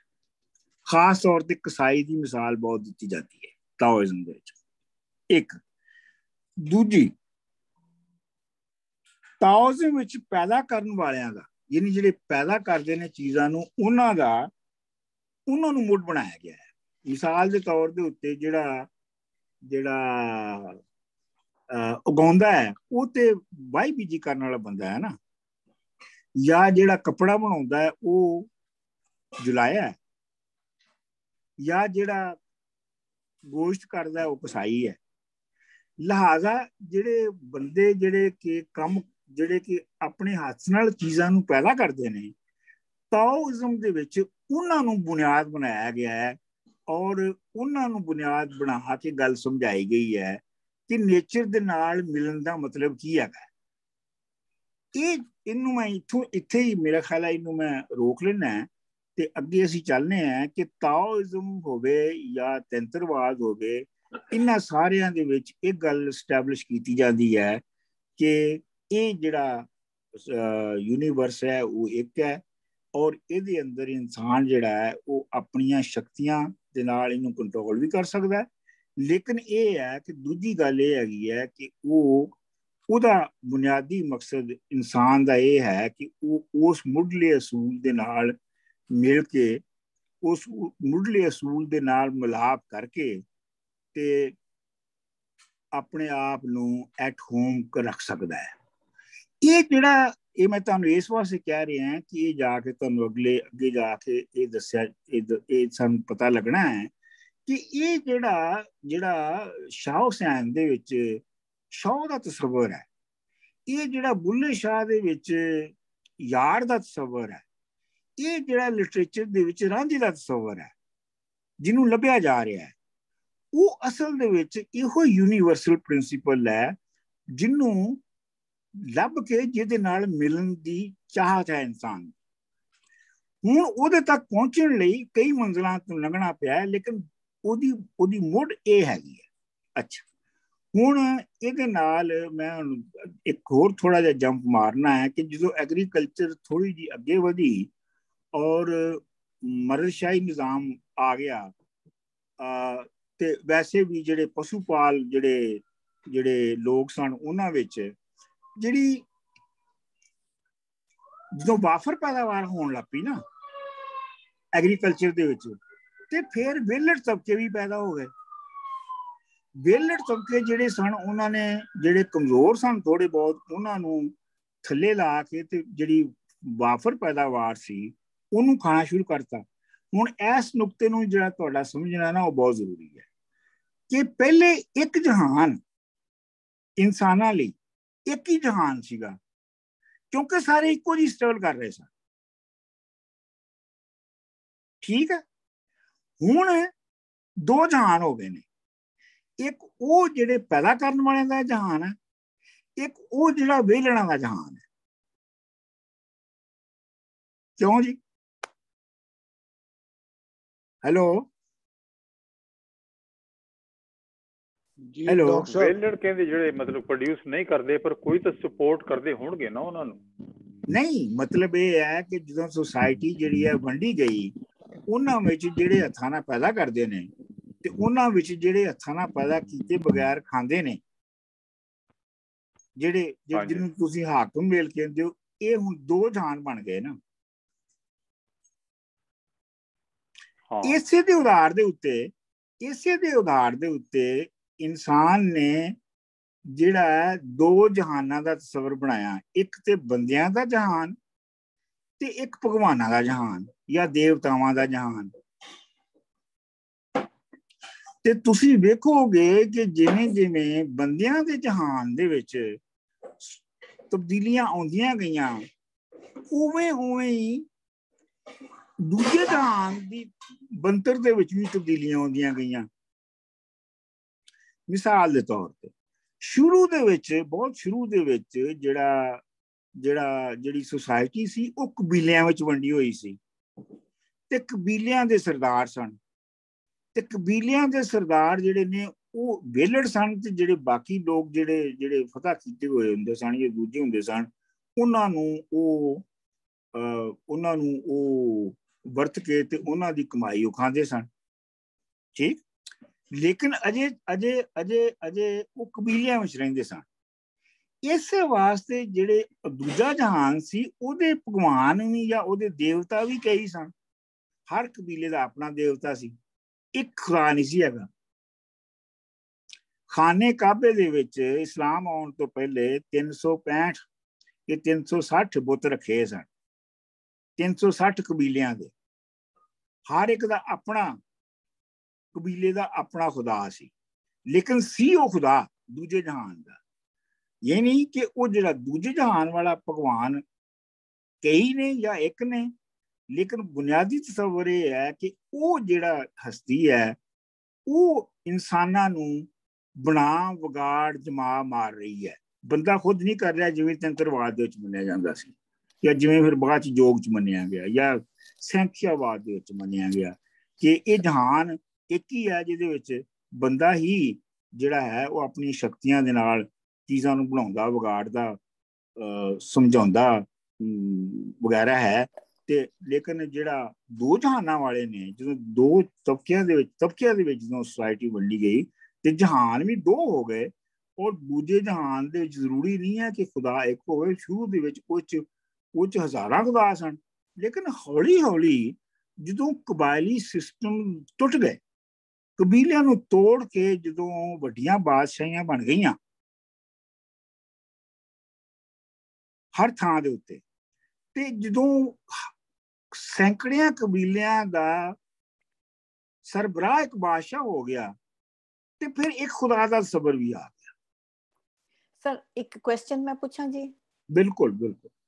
ਅੱਛਾ, ਸੋ ਦ ਸੀਕੁਐਂਸ ਆਫ ਇਵੈਂਟਸ ਏਦਾਂ ਚੱਲਦਾ ਹੈ ਨਾ ਕਿ ਪਹਿਲਾਂ ਜਦ ਤੱਕ ਤੰਤਰਵਾਦ ਆਇਆ, there was only ਇੱਕ ਜਹਾਨ ਸੀ, ਉਹਦੇ ਚ ਕੋਈ ਡਿਵੀਜ਼ਨ ਨਹੀਂ ਸੀ।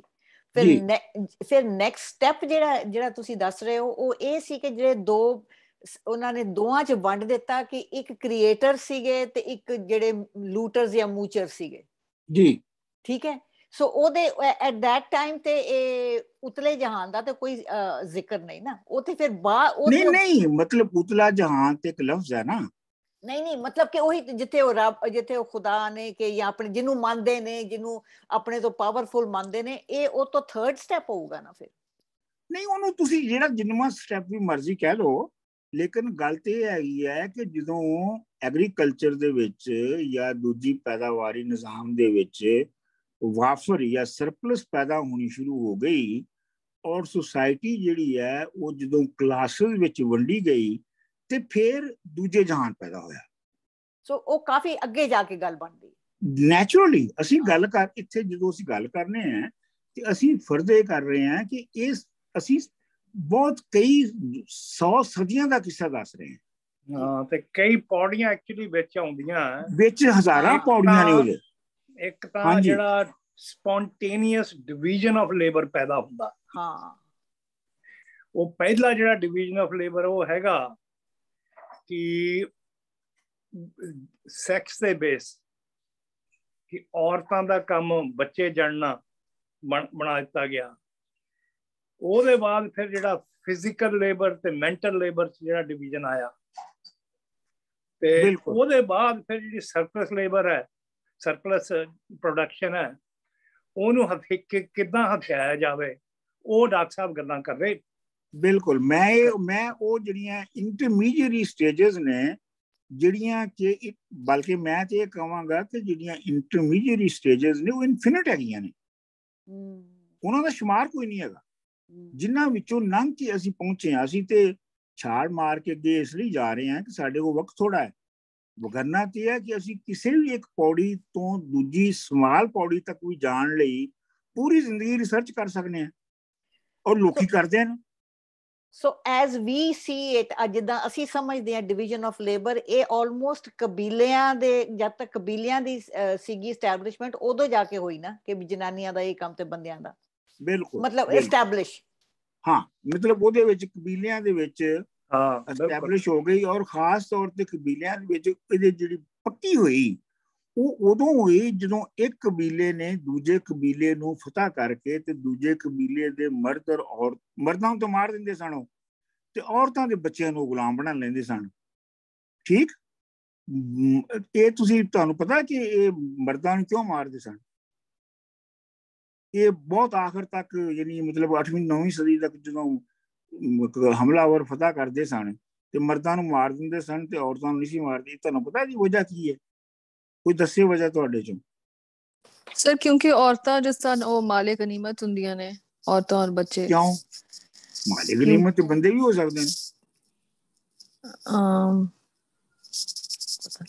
ਕਿਉਂਕਿ ਦੇ ਕੈਨ ਪ੍ਰੋਡਿਊਸ, ਐਂਡ ਜਿਹੜੇ ਬੰਦੇ ਹੁੰਦੇ ਨੇ ਉਹ ਉਹਨਾਂ ਨੂੰ ਅਪੋਜ਼ ਕਰ ਸਕਦੇ ਨਾ, ਬੰਦੇ ਵੀ ਪ੍ਰੋਡਿਊਸ ਕਰ ਸਕਦੇ ਨੇ, ਉਹਨਾਂ ਨੂੰ ਮਾਰ ਸਕਦੇ ਆ। ਨਹੀਂ, ਇਹ ਨਹੀਂ ਸੀ ਵਜ੍ਹਾ। ਵਜ੍ਹਾ ਇਹ ਹੈਗੀ ਸੀ ਕਿ ਉਸ ਵੇਲੇ ਜਿਹੜੀ ਵੈਪਨਰੀ ਹੈ ਨਾ, ਜਿਸ ਦੇ ਨਾਲ ਫਤਹ ਕੀਤਾ ਜਾਂਦਾ ਹੈ, ਉਹ ਬਹੁਤ ਮਾਮੂਲੀ ਸਾਦਾ ਸੀਗੀ, ਤੇ ਇਸ ਲਈ ਇਹ ਸਮਝਿਆ ਜਾਂਦਾ ਸੀ ਕਿ ਜੇ ਇਹਨਾਂ ਨੂੰ ਮਰਦਾਂ ਨੂੰ ਅਸੀਂ ਬਤੌਰ ਇੱਕ ਗਰੋਹ ਦੇ ਗੁਲਾਮ ਬਣਾ ਲਿਆ ਤੇ ਇਹ ਕਿਸੇ ਵੇਲੇ ਵੀ ਸਾਡੇ ਖਿਲਾਫ ਬਗਾਵਤ ਕਰਕੇ ਸਾਡਾ ਤਖਤਾ ਉਲਟ ਸਕਦੇ ਨੇ। ਇਸ ਵਾਸਤੇ ਮਰਦਾਂ ਨੂੰ ਮਾਰ ਦਿਓ, ਔਰਤਾਂ ਔਰ ਬੱਚੇ ਘਰ ਕੁਝ ਨਹੀਂ ਸਕਦੇ। ਬਲਕਿ ਅੰਬੇਦਕਰ ਤਾਂ ਇਹ ਕਹਿੰਦਾ ਇਸ ਇਸ਼ੂ ਤੇ ਜੀ ਕਿ ਮਾੜੇ ਮੋਟੇ ਜਿਹੜੇ ਆਪਣੇ ਕਬੀਲਿਆਂ ਤੋਂ ਛਿਦਰੇ ਬੰਦੇ ਸੀਗੇ, ਉਹਨਾਂ ਨੂੰ ਜਿਹੜੀ ਉਹਨਾਂ ਦੀ ਬਸਤੀ ਹੁੰਦੀ ਸੀ ਉਹਨਾਂ ਤੋਂ ਬਾਹਰ ਰੱਖਿਆ ਜਾਂਦਾ ਸੀ। ਜੇ ਕੋਈ ਬੱਚੇ ਆਪਣੇ ਕਬੀਲਿਆਂ ਤੋਂ ਛਿਦਰ ਕੇ ਆ ਜਾਏ, ਬਿਲਕੁਲ ਬਿਲਕੁਲ। ਇਹ ਦੇਖੋ, ਤੇ ਔਰਤਾਂ ਨੂੰ ਆਪਣੇ ਬਸਤੀ 'ਚ ਰੱਖ ਲੈਂਦੇ ਸੀ, ਬੰਦਿਆਂ ਨੂੰ ਬਾਹਰ ਰੱਖਦੇ ਸੀ। ਅੱਛਾ, ਇਹ ਜਿਹੜੀ ਹੈ ਨਾ ਗੱਲ, ਜਿਹੜੀ ਅਨਟਚੇਬਿਲਟੀ ਦਾ ਬਿਲਕੁਲ ਇੱਕ ਰੀਜ਼ਨ ਤੇ ਬੇਸਿਸ ਐਕਚੁਅਲੀ ਉਹਨਾਂ ਵਕਤਾਂ ਤੋਂ ਫਿਰ ਆਇਆ। ਬਿਲਕੁਲ ਬਿਲਕੁਲ ਬਿਲਕੁਲ। ਔਰ ਇਹ ਤੁਸੀਂ ਦੇਖੋ ਕਿ ਜਿਹੜੀ ਮੌਰੀਆ ਸਲਤਨਤ ਹੈ, ਜਿਹੜੀ ਮੌਰੀਆ ਡਾਇਨੈਸਟੀ ਹੈ, ਜਿਹੜੀ ਕਿ ਤਕਰੀਬਨ 300 BC ਦੇ ਕਰੀਬ ਜਿਹੜੀ ਬਣੀ ਸੀਗੀ, ਅਗਰ ਤੁਸੀਂ ਉਹਦੇ ਵਿੱਚ ਵੇਖੋ ਤੇ ਉਹਨਾਂ ਨੂੰ ਵੀ ਜਦੋਂ ਕਬੀਲਿਆਂ ਨੂੰ ਫਤਹ ਕਰ ਲੈਂਦੇ ਸਨ, ਤੇ ਉਦੋਂ ਉਹਨਾਂ ਦਾ ਪ੍ਰੋਬਲਮ ਇਹ ਸੀ ਕਿ ਉਹਨਾਂ ਨੇ ਕਬੀਲੇ ਨੂੰ ਫਤਹ ਕਰਕੇ ਤੇ ਆਪਣੀ ਡਾਇਨੈਸਟੀ 'ਚ ਰਲਾ ਲਿਆ। ਫਿਰ ਉਹ ਕਬੀਲਿਆਂ ਦੇ ਲੋਕ ਜਮ੍ਹਾਂ ਹੋ ਕੇ ਫਿਰ ਰਿਬੈਲ ਕਰ ਦਿੰਦੇ ਸਨ, ਤੇ ਉਹਦਾ ਉਹਨਾਂ ਨੇ ਹੱਲ ਇਹ ਕੱਢਿਆ ਕਿ ਇਹਨਾਂ ਨੂੰ ਆਈਸੋਲੇਟਡ ਪਿੰਡਾਂ ਦੇ ਵਿੱਚ ਵਸਾ ਦਿਓ। ਇਹ ਅਸੀਂ ਬਾਅਦ ਦੇ ਵਿੱਚ ਗੱਲ ਕਰਾਂਗੇ, ਲੇਕਿਨ ਮਤਲਬ ਇੱਥੇ ਮੇਰਾ ਕਹਿਣ ਦਾ ਮਤਲਬ ਇਹ ਸੀ ਕਿ ਇਸ ਵਾਸਤੇ ਮਰਦਾਂ ਨੂੰ ਮਾਰ ਦਿੱਤਾ ਜਾਂਦਾ ਸੀ। ਔਰ ਇਹ 8ਵੀਂ 10ਵੀਂ 11ਵੀਂ ਸਦੀ ਤੱਕ ਇਹ ਜਿਹੜੀ ਆ ਰੀਤ ਰਹੀ ਹੈ ਮਰਦਾਂ ਨੂੰ ਮਾਰਨ ਦੀ। ਔਰ ਔਰਤਾਂ ਔਰ ਕਈ ਇਲਾਕਿਆਂ 'ਚ ਕੋ ਨਾਗਾਜ਼ ਦੇ ਇਲਾਕੇ ਹੈਗੇ ਜਿਹੜੇ ਬਹੁਤ ਨਾਰਥ ਈਸਟ ਚਲੇ ਹੈ, ਉਹਨਾਂ 'ਚ ਵੀ ਇਹ ਟ੍ਰੈਡੀਸ਼ਨ ਹਲੇ ਚੱਲਦੀ ਹੈ। ਬਿਲਕੁਲ, ਉਹ ਤਾਂ ਚੱਲੇਗੀ। ਜਿਨ੍ਹਾਂ ਨੂੰ ਹੈਡ ਹੰਟਰ ਨਾਗਾਜ਼ ਕਹਿੰਦੇ ਆ, ਰਾਈਟ, ਉੱਥੇ ਹਲੇ ਚੱਲਦੀ ਹੈ। ਦੇਖੋ ਨਾ, ਜਿੱਥੇ ਵੀ ਇੱਕ ਤੇ ਗੱਲ ਇਹ ਹੈ। ਅੱਛਾ, ਦੂਜੀ ਗੱਲ ਇਹ ਹੈ ਕਿ ਤੁਸੀਂ ਉਹਨਾਂ ਨੂੰ ਕੈਦੀ ਬਣਾ ਨਹੀਂ ਸਕਦੇ। ਮਤਲਬ ਅਗਰ ਤੁਸੀਂ ਉਹਨਾਂ ਨੂੰ ਕੈਦੀ ਬਣਾਓਗੇ ਤੇ ਇਹਦਾ ਮਤਲਬ ਹੈ ਕਿ ਉਹਨਾਂ ਨੂੰ ਤੁਸੀਂ ਬਿਠਾ ਕੇ ਖਵਾਲੋਗੇ, ਤੇ ਬਿਠਾ ਕੇ ਖਵਾਲਣ ਲਈ ਤੇ ਤੁਹਾਨੂੰ ਪੈਦਾ ਕਰਨਾ ਪਏਗਾ ਬਹੁਤਾ, ਉਹ ਤੁਸੀਂ ਕਰ ਨਹੀਂ ਸਕਦੇ। ਦੇਖੋ ਨਾ, ਹੁਣ ਜਦੋਂ ਅਮਰੀਕਾ ਜਾਂ ਹਿੰਦੁਸਤਾਨ ਜਾਂ ਪਾਕਿਸਤਾਨ ਦੇ ਵਿੱਚ ਤੁਸੀਂ ਜੇਲ੍ਹਾਂ ਬਣਾਈਆਂ ਨੇ, ਤੇ ਜਿਹੜੇ ਜੇਲ੍ਹਾਂ ਦੇ ਵਿੱਚ ਕੈਦੀ ਨੇ ਉਹਨਾਂ ਨੂੰ ਰੋਟੀ ਖਵਾਲਣ ਲਈ ਬਾਕੀ ਸੁਸਾਇਟੀ ਕੰਮ ਕਰਦੀ ਹੈ ਨਾ, ਲਾਇਬਿਲਿਟੀ ਬਣ ਜਾਂਦੇ ਨੇ, ਲਾਇਬਿਲਿਟੀ ਹਾਂਜੀ, ਉਹ ਲਾਇਬਿਲਿਟੀ, ਉਹ ਤੁਹਾਡੀ ਲਾਇਬਿਲਿਟੀ ਨੇ ਨਾ। ਰਾਈਟ, ਉਹ ਤਾਂ ਕਹਿੰਦੇ ਨੇ ਅਸੀਂ ਸਰਕਾਰੀ ਗੈਸਟ ਹੈ, ਸਰਕਾਰੀ ਗੈਸਟ ਹੈ, ਇਸ ਲਈ ਤੁਸੀਂ ਉਹਨਾਂ ਦਾ ਕੋਈ ਹੱਲ ਨਹੀਂ ਕਰ ਸਕਦੇ। ਹਰ ਗੱਲ ਇੱਥੋਂ ਤੱਕ ਇਹ ਜਿਹੜੀ ਮੈਂ ਕਰਨਾ ਚਾਹੁੰਦਾ ਸੀ ਨਾ, ਇੱਕ ਜਹਾਨਾਂ ਦੀ ਤੇ ਦੋ ਜਹਾਨਾਂ ਦੀ, ਇਹ ਗੱਲ ਸੀ ਮੈਂ ਜਿਹੜੀ ਇੱਥੇ ਐਸਟੈਬਲਿਸ਼ ਕਰਨਾ ਚਾਹੁੰਦਾ ਸੀ। ਸਾਰਾ ਜੀ ਨੇ ਇੱਕ ਐਕਸਪ੍ਰੈਸ਼ਨ ਕਿਹਾ ਸੀ, ਉਹਦਾ ਮਤਲਬ ਕੀ ਹੈ? ਮਲਕੀ ਤੇ ਤੁਸੀਂ ਕੀ ਕਿਹਾ ਸੀ ਸਾਰਾ ਜੀ? ਵਾਟ ਵਾਸ ਦੈਟ ਵਰਡ ਯੂ ਯੂਜ਼ਡ? ਮਲਕੀ, ਮਾਲੇ ਗਨੀਮਤ। ਮਾਲੇ ਗਨੀਮਤ ਦਾ ਕੀ ਮਤਲਬ ਹੈ ਡਾਕਟਰ ਸਾਹਿਬ? ਮਾਲੇ ਗਨੀਮਤ ਦਾ ਹੁੰਦਾ ਮਤਲਬ ਜਿਹੜਾ ਦੁਸ਼ਮਣ ਕੋਲ ਮਾਲ ਲੁੱਟਿਆ ਹੋਵੇ। ਅੱਛਾ, ਗਨੀਮ ਦਾ ਮਤਲਬ ਹੈ, ਹਾਂਜੀ, ਗਨੀਮ ਦਾ ਮਤਲਬ ਹੈ ਦੁਸ਼ਮਣ। ਗਨੀਮ ਇਜ਼ ਦੁਸ਼ਮਣ। ਮਾਲ ਦਾ ਮਤਲਬ ਹੈ ਵੈਲਥ। ਠੀਕ, ਮਾਲੇ ਗਨੀਮਤ ਦੁਸ਼ਮਣ ਕੋਲੋਂ ਲੁੱਟਿਆ ਹੋਇਆ ਮਾਲ। ਬਹੁਤ ਅੱਛੇ, ਥੈਂਕ ਯੂ ਡਾਕਟਰ ਸਾਹਿਬ। ਇੱਕ ਕੁਇਕ ਕੁਐਸਚਨ ਹੈ ਤੰਤਰਵਾਦ ਤੇ, ਕਿ ਇਹ ਆਪਾਂ ਕਹਿ ਸਕਦੇ ਹਾਂ ਕਿ ਅੱਜ ਕੱਲ ਦੀ ਮਾਡਰਨ ਲਾਈਫ ਵਿੱਚ ਜਿਹੜੀ ਹੁਣ ਯੋਗਾ ਹੈ ਸਾਰੀ ਦੁਨੀਆ ਕਰਦੀ ਹੈ, ਜਿਹੜੀ ਇੰਡੀਅਨ ਵੈਦਿਕ ਐਸਟ੍ਰੋਲੋਜੀ ਹੈ ਬੜੀ ਦੁਨੀਆ ਮੰਨਦੀ ਹੈ, ਵੀ ਇਹ ਰੈਮੀਨੈਂਟਸ ਨੇ, ਬੜੇ ਥ੍ਰਾਈਵਿੰਗ ਰੈਮੀਨੈਂਟਸ ਨੇ ਤੰਤਰਵਾਦ ਦੇ। ਬਿਲਕੁਲ ਬਿਲਕੁਲ ਬਿਲਕੁਲ ਬਿਲਕੁਲ ਬਿਲਕੁਲ ਬਿਲਕੁਲ, ਤੁਸੀਂ ਗੱਲ ਸਹੀ ਕਹੀ ਹੈ। ਇਹਦੇ ਨਾਲ ਤੁਸੀਂ ਇਹ ਵੀ ਗੱਲ ਜ਼ਿਹਨ 'ਚ ਰੱਖੋ ਕਿ ਜਿਹੜੀ ਅਸੀਂ ਹਿਸਟਰੀ ਦੀ ਡਿਵੀਜ਼ਨ ਕਰ ਰਹੇ ਹਾਂ ਨਾ, ਕਿ ਹਿਸਟਰੀ ਇਸ ਪੌੜੀ ਤੋਂ ਇਸ ਪੌੜੀ ਤੇ ਆ ਗਈ, ਇਸ ਪੌੜੀ ਤੋਂ ਇਸ ਪੌੜੀ ਤੇ ਆ ਗਈ, ਤੇ ਇੱਥੋਂ ਤੱਕ ਆ ਗਈ, ਠੀਕ ਹੈ ਨਾ? ਇਹ ਤੇ ਅਸੀਂ ਕਰ ਰਹੇ ਹਾਂ ਨਾ ਗੱਲਾਂ।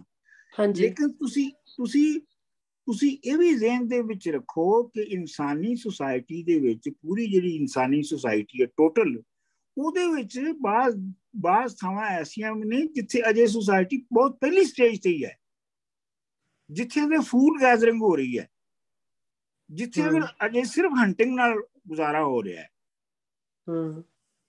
ਔਰ ਹਿੰਦੁਸਤਾਨ ਚ ਕਰੀਬਨ 100 ਮਿਲੀਅਨ ਬੰਦਾ ਹੈਗਾ ਇਸ ਸਟੇਜ ਤੇ ਹਲੇ। ਬਿਲਕੁਲ, ਅਰੇ ਵਾਹ। ਹਾਂ, ਅੱਛਾ, ਫਿਰ ਦੂਜੀ ਇਹ ਗੱਲ ਹੈ ਕਿ ਜਿਨ੍ਹਾਂ ਇਲਾਕਿਆਂ ਦੇ ਵਿੱਚ ਉਹ ਸਟੇਜ ਲੰਘ ਵੀ ਗਈ, ਉੱਥੇ ਵੀ ਵਿਚਾਰਾਂ ਦੀ ਪੱਧਰ ਤੇ ਪੁਰਾਣੀਆਂ ਸਟੇਜਸ ਰਹਿ ਸਕਦੀਆਂ ਨੇ। ਮਸਲਨ ਤੁਸੀਂ ਇੰਤਹਾਈ ਇੰਡਸਟਰੀਅਲ ਸੁਸਾਇਟੀ ਦੇ ਵਿੱਚ ਵਸਦਿਆਂ ਹੋਇਆਂ ਵੀ, ਇੰਤਹਾਈ ਸਾਇੰਟੀਫਿਕ ਸੁਸਾਇਟੀ ਦੇ ਵਿੱਚ ਵਸਦਿਆਂ ਹੋਇਆਂ ਵੀ, ਤੁਸੀਂ ਆਪਣਾ ਜਿਹੜਾ ਕੋਵਿਡ ਆ ਉਹ ਤੋਂ ਇਨਕਾਰ ਕਰ ਸਕਦੇ। ਇਹਦੀ ਇੱਕ ਮਿਸਾਲ ਹੈ ਕਿ ਕੋਵਿਡ ਹੈ ਹੀ ਨਹੀਂ ਹੈ। ਇਹ ਕੋਈ ਹੋਰ ਮਿਸਟੀਰੀਅਸ ਬਿਮਾਰੀ ਹੈ ਜਾਂ ਜੋ ਵੀ ਉਹਦੀ ਇੰਟਰਪ੍ਰੀਟੇਸ਼ਨ ਉਹ ਕਰਦੇ ਨੇ। ਲੇਕਿਨ ਮੈਂ ਇਹ ਕਹਿ ਰਿਹਾ ਕਿ ਇਹ ਜਿਹੜੀ ਓਵਰਲੈਪਿੰਗ ਹੈ ਨਾ ਹਿਸਟਰੀ ਦੇ ਵਿੱਚ, ਇਹ ਹਮੇਸ਼ਾ ਤੋਂ ਜਾਰੀ ਹੈ ਔਰ ਇਹਨੇ ਬਹੁਤ ਚਿਰ ਤੱਕ ਜਾਰੀ ਰਹਿਣਾ। ਲਿਹਾਜ਼ਾ ਇਹ ਜਿਹੜੀਆਂ ਸਟੇਜਸ ਅਸੀਂ ਕਰ ਰਹੇ ਹਾਂ ਇਹ ਉਸ ਤਰ੍ਹਾਂ ਦੀਆਂ ਕੱਟ ਥਰੋਟ ਸਟੇਜਸ ਨਹੀਂ ਹੈਗੀਆਂ ਜਿਵੇਂ ਕਿ ਅਸੀਂ ਮਕਾਨ ਦੇ ਬੂਹੇ ਬਾਰੀਆਂ ਬਣਾਉਂਦੇ ਹਾਂ। ਡੀਡੀ ਕੁਸੰਬੀ ਨੇ, ਡਾਕਟਰ ਸਾਹਿਬ ਜਿਹੜੀ ਤੁਸੀਂ ਗੱਲ ਕਰ ਰਹੇ ਹੋ, ਡੀਡੀ ਕੁਸੰਬੀ ਨੇ ਫੂਡ ਗੈਦਰਰ ਔਰ ਸਾਰੇ ਜਿਹੜੇ ਨੇ ਨਾ ਇਹਦੇ ਤੇ ਕਾਫੀ ਅੱਛਾ ਲਿਖਿਆ। ਨਹੀਂ ਮਤਲਬ ਇਹ ਹੈ ਕਿ ਉਹਨੇ ਤੇ ਉਹੀ ਕਿਹਾ ਹੈ ਨਾ, ਫੂਡ ਬੇਸਿਕਲੀ ਜਿਹੜੀ ਉਹਦੀ ਖਾਸ, ਮੈਂ ਕੁਸਾਂਬੀ ਵੱਲ ਜਾਣਾ ਨਹੀਂ ਸੀ ਚਾਹੁੰਦਾ ਅੱਜ, ਕਿ ਕੁਸਾਂਬੀ ਜਿਹੜਾ ਹੈ ਉਹ ਤੇ ਉਹਨੂੰ ਪੜ੍ਹਨਾ ਹਰ ਬੰਦੇ ਨੂੰ ਚਾਹੀਦਾ ਹੈ, ਕਿਉਂਕਿ ਪੀਪਲਜ਼ ਹਿਸਟਰੀ ਲਿਖਣ ਦੀ ਰਵਾਇਤ ਜਿਹੜੀ ਹੈ ਸਾਡੇ ਹਾਂ ਉਹ ਤੇ ਉਹਨੇ ਪਾਈ ਹੈ, ਔਰ ਲੋਕਾਂ ਤੋਂ ਤਾਰੀਖ ਨੂੰ ਇਕੱਠਾ ਕਰਨਾ ਜਿਹੜਾ ਹੈਗਾ ਉਹਦੀ ਬੁਨਿਆਦ ਖਰਾ ਨਹੀਂ। ਹੁਣ ਮੈਂ ਚਾਹੁੰਦਾ ਕਿ ਦੋ ਜਹਾਨਾਂ ਵਾਲੀ ਗੱਲ ਨੂੰ ਥੋੜਾ ਜਿਹਾ ਅੱਗੇ ਐਕਸਪੈਂਡ ਕਰੀਏ। ਇੱਥੇ ਮੈਂ ਇਹ ਕਹਿਣਾ ਚਾਹੁੰਦਾ ਕਿ ਜਿਹੜਾ ਇਲਾਕਾ ਜਿਹਨੂੰ ਅਸੀਂ ਪੰਜਾਬ ਕਹਿੰਦੇ ਆ ਨਾ, ਇਹਦੇ ਵਿੱਚ somehow or the other Harappa civilisation ਦੇ ਵਿੱਚ ਵੀ ਸਾਨੂੰ ਦੋ ਜਹਾਨਾਂ ਦਾ ਤਸੱਵਰ ਨਹੀਂ ਮਿਲਦਾ। ਮਤਲਬ ਦੋ ਜਹਾਨਾਂ ਦਾ ਤਸੱਵਰ ਜਿਹੜਾ ਹੋਰ ਬਹੁਤ ਸਾਰੀਆਂ ਪੁਰਾਣੀਆਂ ਤਬਾਹ ਹੋਈਆਂ ਜਿਹੜੀਆਂ ਸਿਵਿਲਾਈਜੇਸ਼ਨ ਨੇ ਉਹਨਾਂ ਦੇ ਵਿੱਚ ਮਿਲਦਾ ਹੈ। ਕਿਸ ਤਰ੍ਹਾਂ ਮਿਲਦਾ ਹੈ ਕਿ ਉੱਥੇ ਮੰਦਿਰ ਨੇ, ਮਹੱਲ ਨੇ। ਇਹਨਾਂ ਦੋਵਾਂ ਤੋਂ ਪਤਾ ਲੱਗਦਾ ਹੈ ਕਿ ਇੱਕ ਤੇ ਜਿਹੜੀ ਰੂਲਿੰਗ ਕਲਾਸ ਹੈ ਉਹ ਵੱਖਰੀ ਪੈਦਾ ਹੋ ਚੁੱਕੀ ਹੈ। ਮੰਦਿਰਾਂ ਤੋਂ ਪਤਾ ਲੱਗਦਾ ਹੈ ਕਿ ਇੱਥੇ ਜਿਹੜੀ ਆਰਗੇਨਾਈਜ਼ਡ ਰਿਲੀਜਨ ਹੈ ਜਾਂ ਰਿਲੀਜਨ ਬਕਾਇਦਾ ਜਿਹੜਾ ਹੈ ਉਹ ਜੰਮ ਚੁੱਕਿਆ ਹੈ।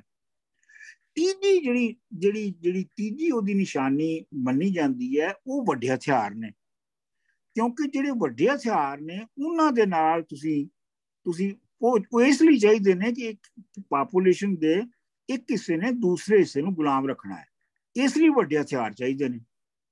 ਠੀਕ ਹੈ ਨਾ।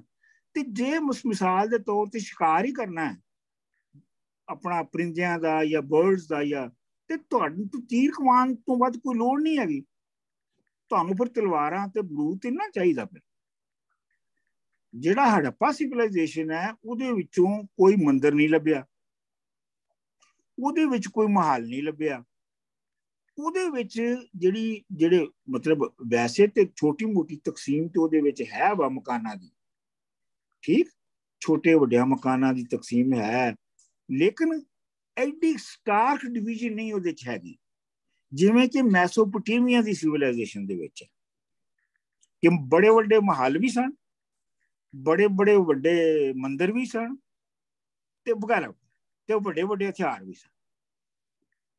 ਇਸ ਗੱਲ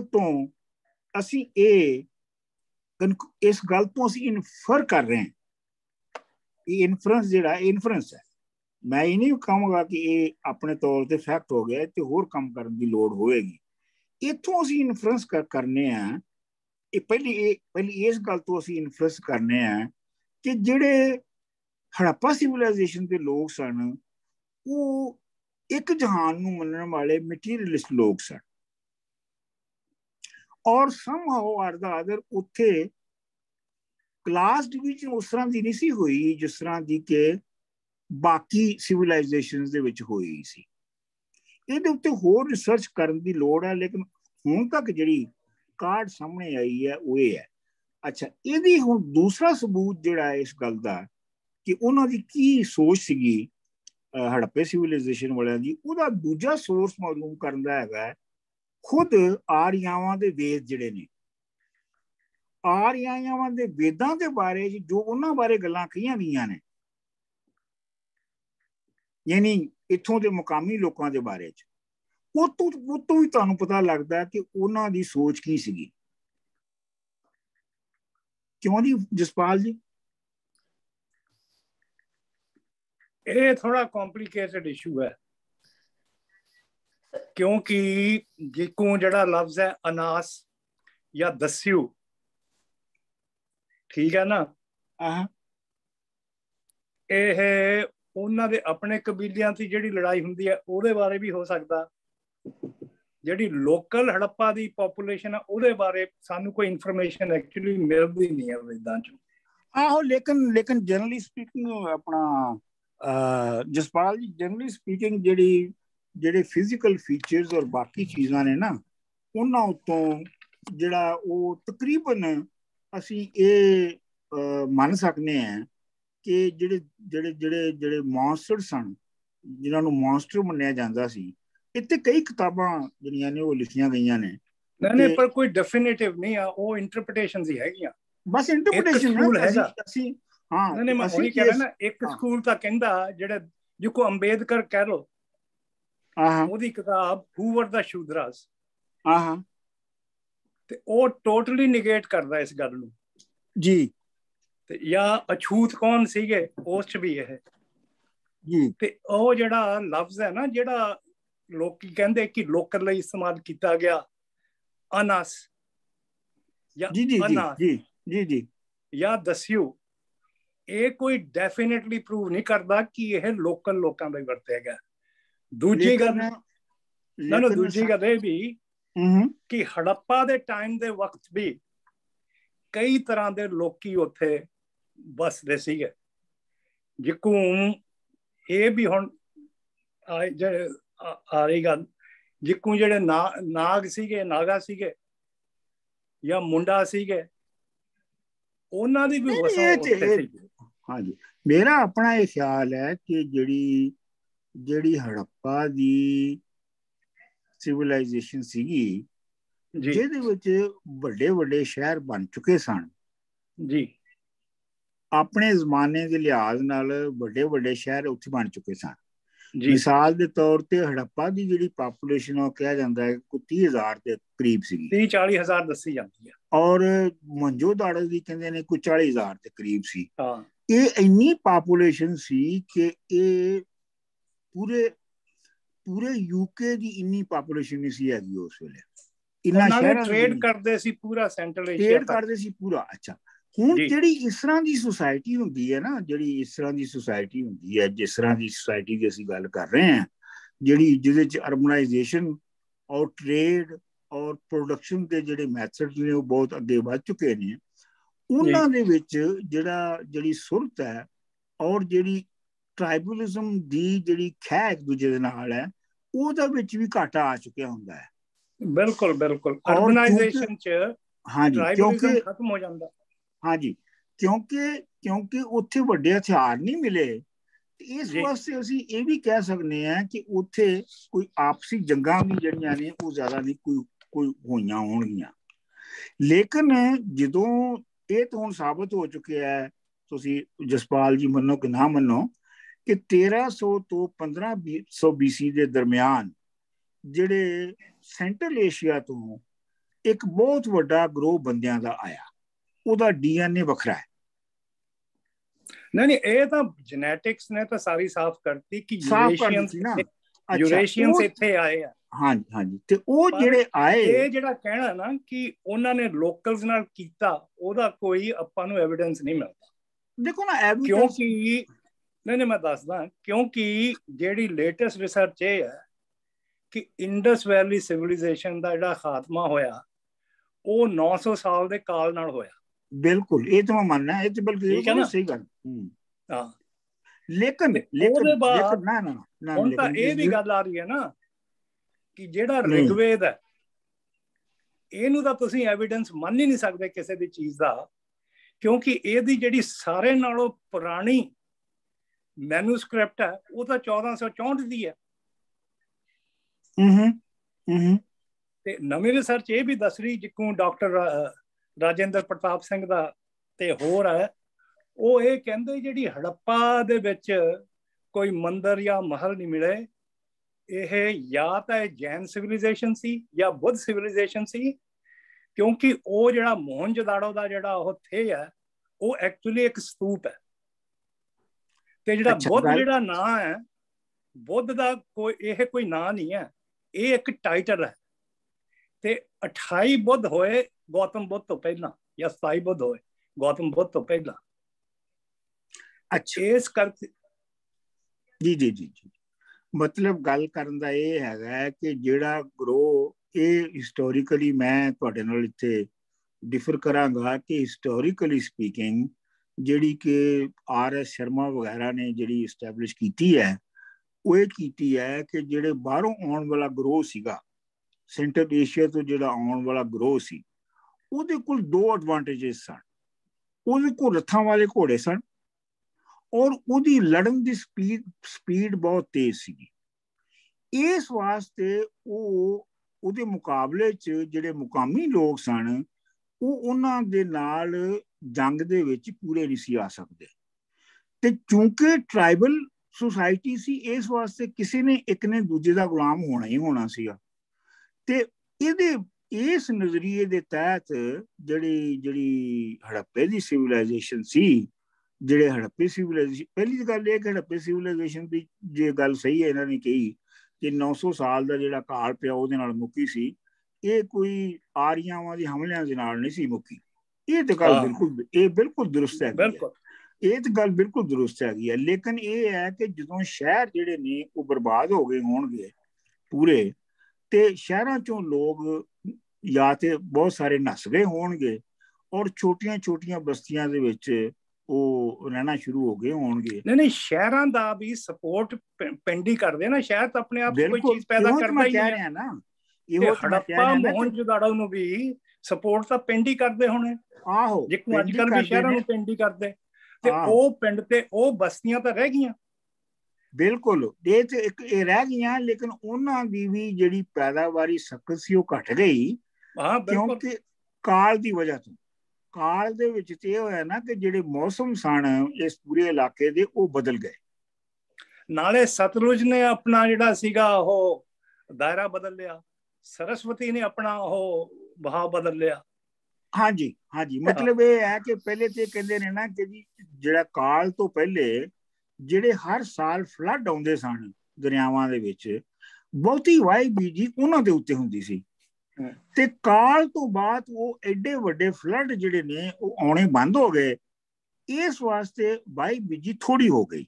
ਲੇਕਿਨ ਸਾਨੂੰ ਇਹ ਪਤਾ ਲੱਗਦਾ ਹੈ ਜਿਹੜਾ ਵੇਦਾਂ ਦੀ ਪੜ੍ਹਾਈ ਤੋਂ ਕਿ ਜਿਹੜੀ ਵਾਹੀ ਬੀਜੀ ਹੈ ਉਹ ਇੱਥੋਂ ਦੇ ਮੁਕਾਮੀ ਲੋਕ ਕਰਦੇ ਸਨ। ਜਿਹੜੇ ਬਾਹਰੋਂ ਆਏ ਸਨ ਉਹ ਗਾਵਾਂ ਪਾਲਣ ਨੂੰ ਤਰਜੀਹ ਦਿੰਦੇ ਸਨ, ਪ੍ਰੈਫਰ ਕਰਦੇ ਸਨ। ਨਹੀਂ, ਪਰ ਰਿਗਵੇਦ ਚ ਵੀ ਸਾਨੂੰ ਐਵੀਡੈਂਸ ਮਿਲਦਾ ਹੈ, ਲਫ਼ਜ਼ ਮਿਲਦੇ ਆ ਜਿਹੜੇ ਵਾਹੀ ਬੀਜੀ ਦੀ ਗੱਲ ਕਰਦੇ ਆ। ਆਹੋ, ਤੇ ਮਤਲਬ ਵਾਹੀ ਬੀਜੀ ਜਿਹੜਾ ਉਹ ਘਟੀਆ ਲੋਕਾਂ ਦਾ ਕੰਮ ਸੀਗਾ ਉਹਨਾਂ ਦੇ ਨਜ਼ਦੀਕ।